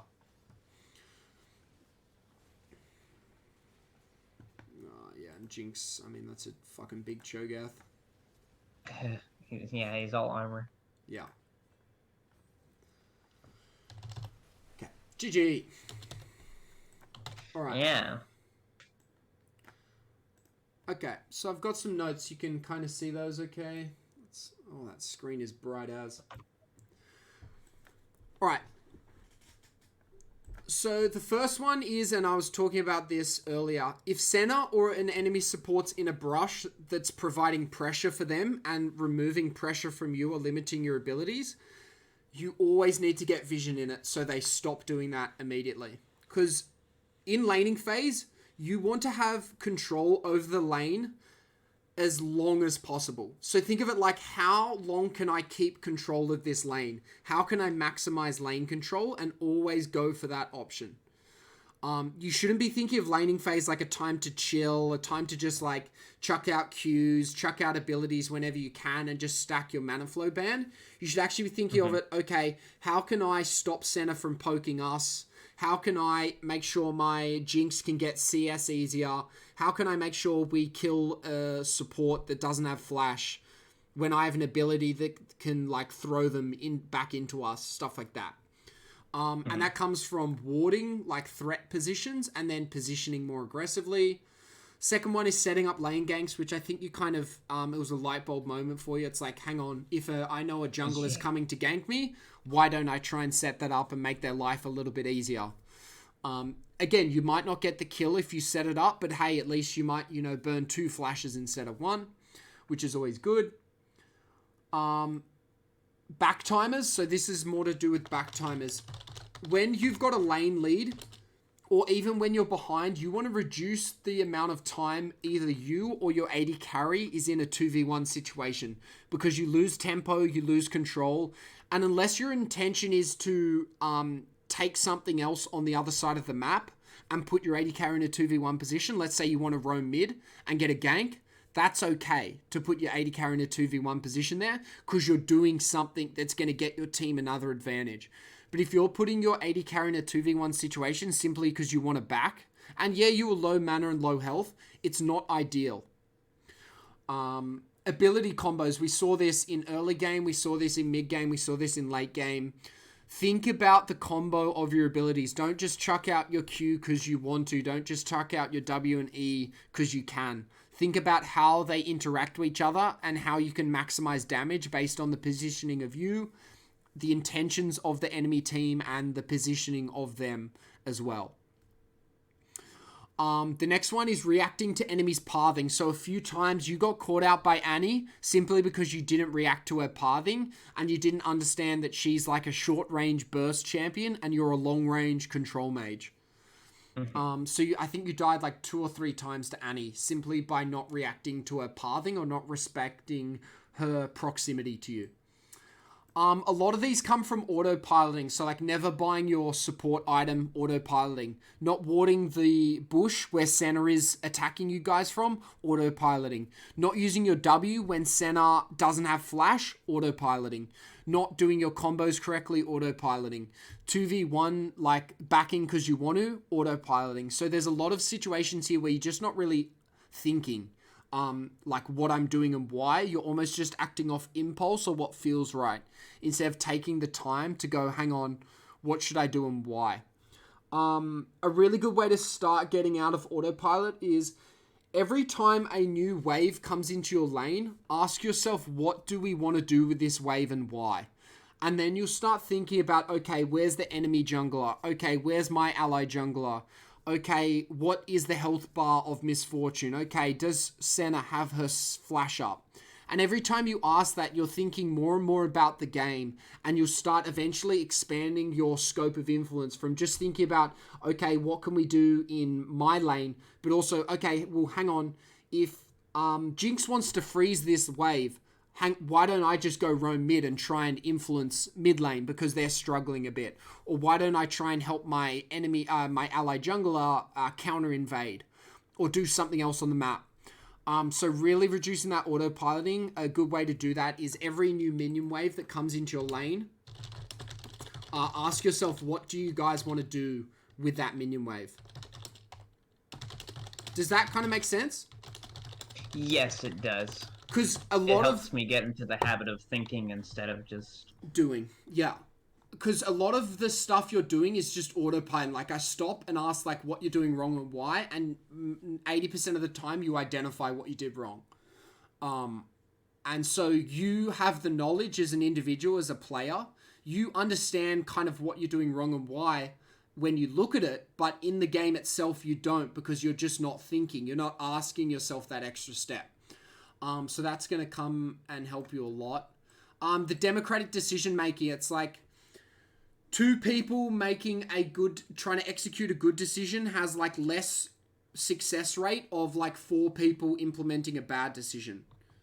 And this isn't the case in every situation, but when it's like Baron over team fight or Baron over dragon, whichever decision the majority of your teammates are doing, that's the one you should go to. Because if it's 3 people wanting to do dragon and you and your Jinx wanting to do Baron, well, if you go and do dragon, you've now got 4 people wanting to do dragon, 1 person wanting to do Baron. So Baron becomes literally impossible for that AD carry. So then they either go, well, hang on, I'm just going to, push top or something. Or they're going to go, well, hang on, 4 of my teammates want to go do dragon. I'll just group with them. Let's do dragon. So really, just democratic decision making. Whatever the majority of your team are doing, it's usually the good idea to do it with them. Because even if it's a bad thing, if you're a support Ziggs with a lot of control, at least you can help maybe get them out of a tricky situation, or you can help get them a kill when maybe you shouldn't have. But it opens yourself up for a higher success rate play. The next one is avoidable deaths. A lot of the times in those team fights, you died for like no reason. It was bad pathing. It was getting too close to the Annie. It was just like a lack of understanding what your role is and what your champion identity is. But I think you're kind of seeing the light there. You're understanding that if I'm playing Ziggs, I'm not a front line. I'm sitting at the back, like poking away, zoning, and getting off damage, but never being the first or second person to die. And we could say a few of your deaths were maybe because we didn't have enough vision, because you didn't have your support item, but there's still a lot of situations where you didn't need to be as close to Annie as you were, and you ended up dying for it. The next one is like ward resets. So whenever it's like...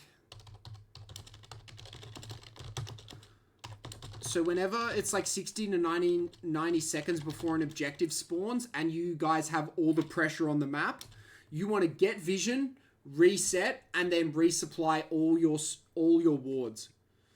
Because it then gives you double the amount of vision in 60 seconds compared to like 1 times the amount.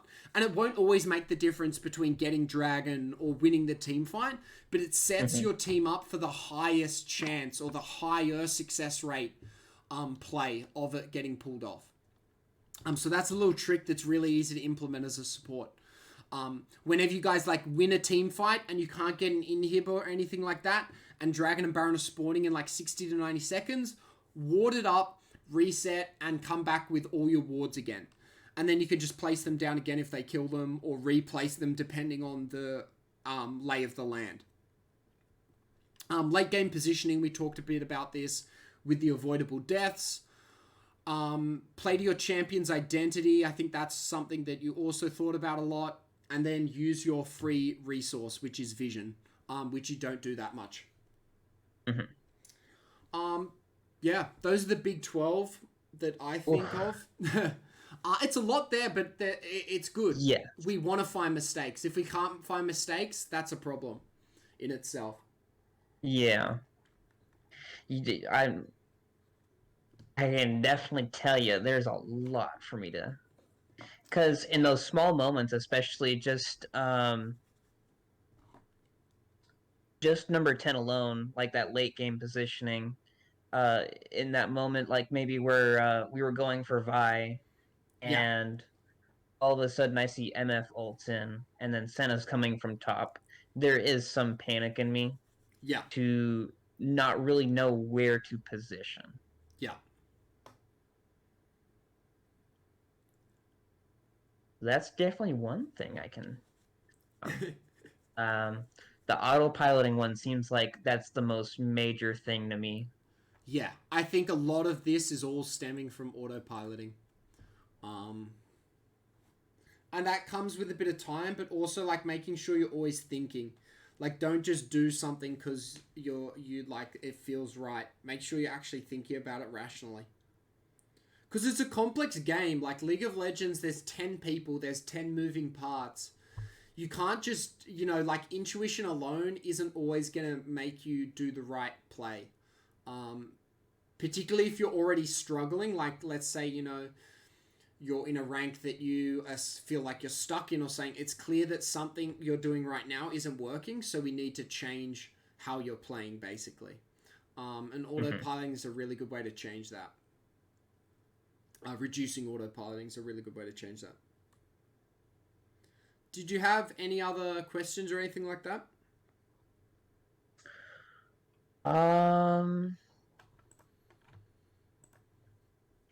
Shoot, not you. You covered a lot. I'll say that you covered a lot. Yeah.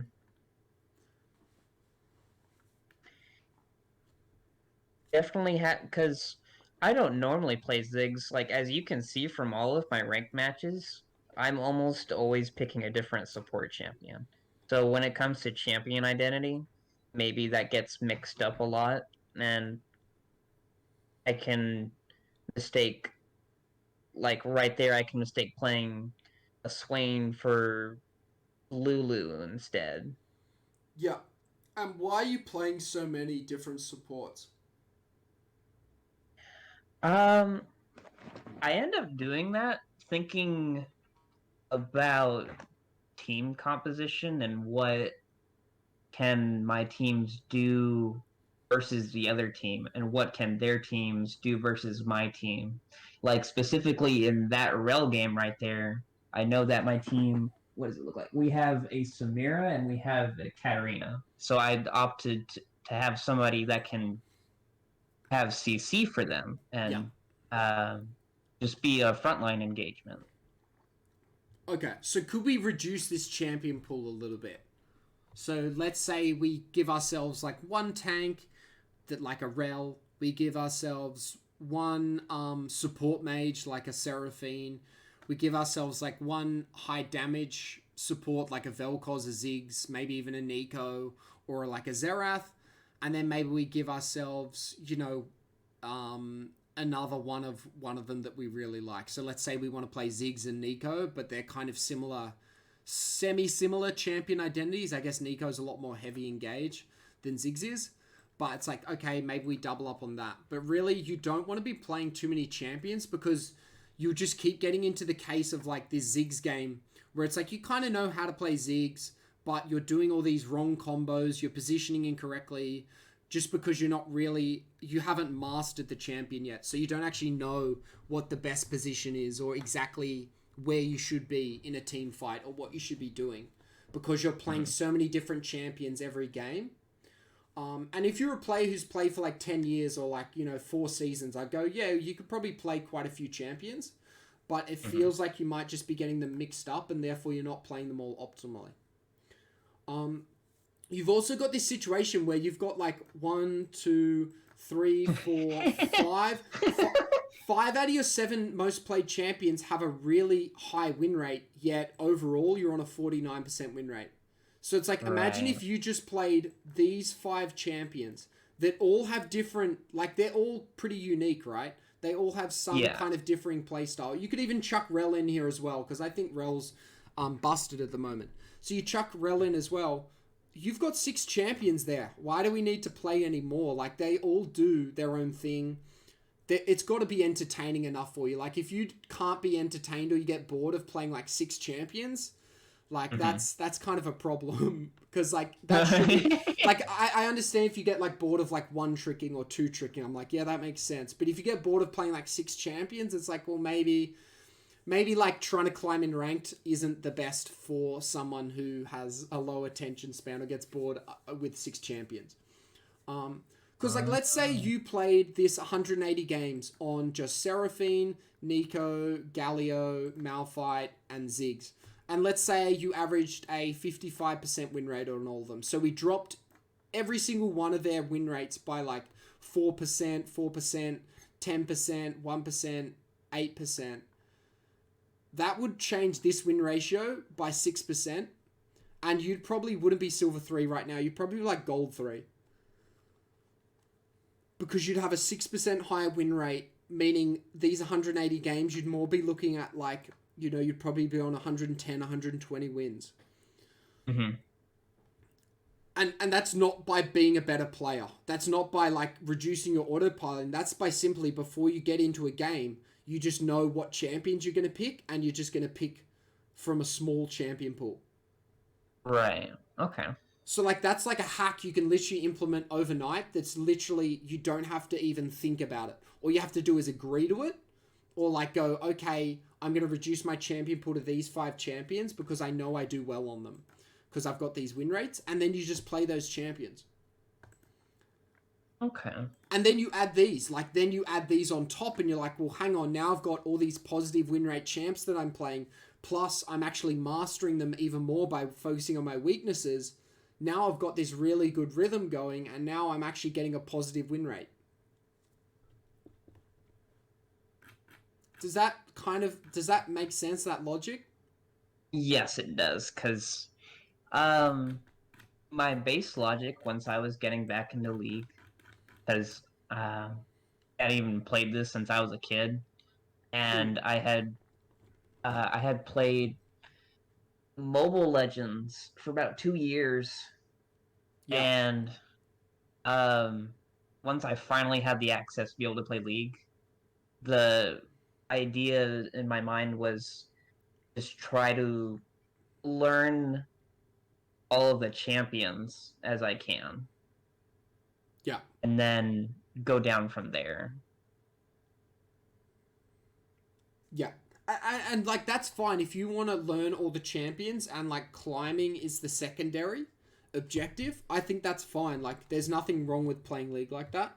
But if you Mhm. want to kind of do both, we'll just reduce the champion pool by a little bit. You don't have to play like all 18 supports. You can just play like 6 of them and you still learn. Yeah, It's like trying to learn like 6 languages at once or something. It's like of course you're going to do better if you try and learn like 3 languages at once compared to like 6, or like trying to play right. like Okay. 8 sports at once. It's like you're gonna learn way quicker one sport well rather than trying to do like 8 sports okay. Um, and it's basically what the meta is in League of Legends right now. Small champion pool, one trick, two trick. Like you can even play more. Like I don't play only like 1 or 2 champs because I get bored. But it's basically what the meta is. So if your primary objective is to play and climb, then small champion pool. If your primary objective is just to have fun and learn, and if you can win some games on the way, you know, then keep doing what you're doing right now. But if you want that perfect balance, I'd suggest like 6 champions max in support, like literally the ones I just listed, and then just grind it out, like just play it out. Mhm. But it's up to Okay. you at the end of the day, how you want to play. Nice. Okay. Well, I definitely appreciate that because I can get bored very quickly. I was literally going to like try to play Zillion the other night and I didn't. So like that was a whole nother thing. Yeah. But yeah, that's my adventure through League. Yeah, and like as well, like you've got a 49% win rate, but in your last 60 games you got a 54%. So you're doing something right now in like the later half of this season, like so far that you've been playing. You're doing something much better than what you were at the first half, and I expect this is probably Yeah. only going to improve. So like yeah, you can look at the overall win rate, but this is like tainted by your start of the season where you're probably like throwing a little bit. But now you're actually averaging like a 54%. I think in your last 40 games, you're about at like a 60%. So you're doing really well recently. So you are on the right track now. It's just about staying on that or even like fast tracking the right track even more. Right. And now it's all about you going away and whether you implement this and think on it or not. It's now all up to you, kind of. I've shown you and I've given you recommendations, but at the end of the day, if you don't want to do it, it's kind of up to you how you play the game. Yeah. I'm definitely going to end up taking that 6 champion pool approach. Yeah. You won't see Galileo or Malphite there anymore. I mean, they're okay. They're getting you wins, but yeah. Yeah. Now that Malphite, I don't know why that's there.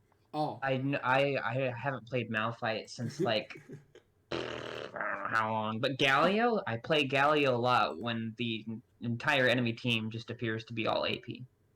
Yeah. Yeah. That makes sense. So that's one reason for Galio, and that's the other reason for Malphite. Yeah. And then just base that champion pool off like win rates or how much you enjoy them. Because playing League and grinding League when you're not having fun just sucks. Yes. So enjoyment and then win rate. I usually put enjoyment first and then win rate's like a really close second. Um, but yeah, it's up to you how you build that champion pool. But you've got a lot of champions here that have potential for you for wins. So Yeah. Yeah. Well, alrighty. You've given me a full ride experience here. I feel pretty good about it. no worries. I recorded it as well, so I'll send you that recording as well Nice. as all the notes. Gotcha. Okay. Cool, dude. All right. I'll let you get on with your night.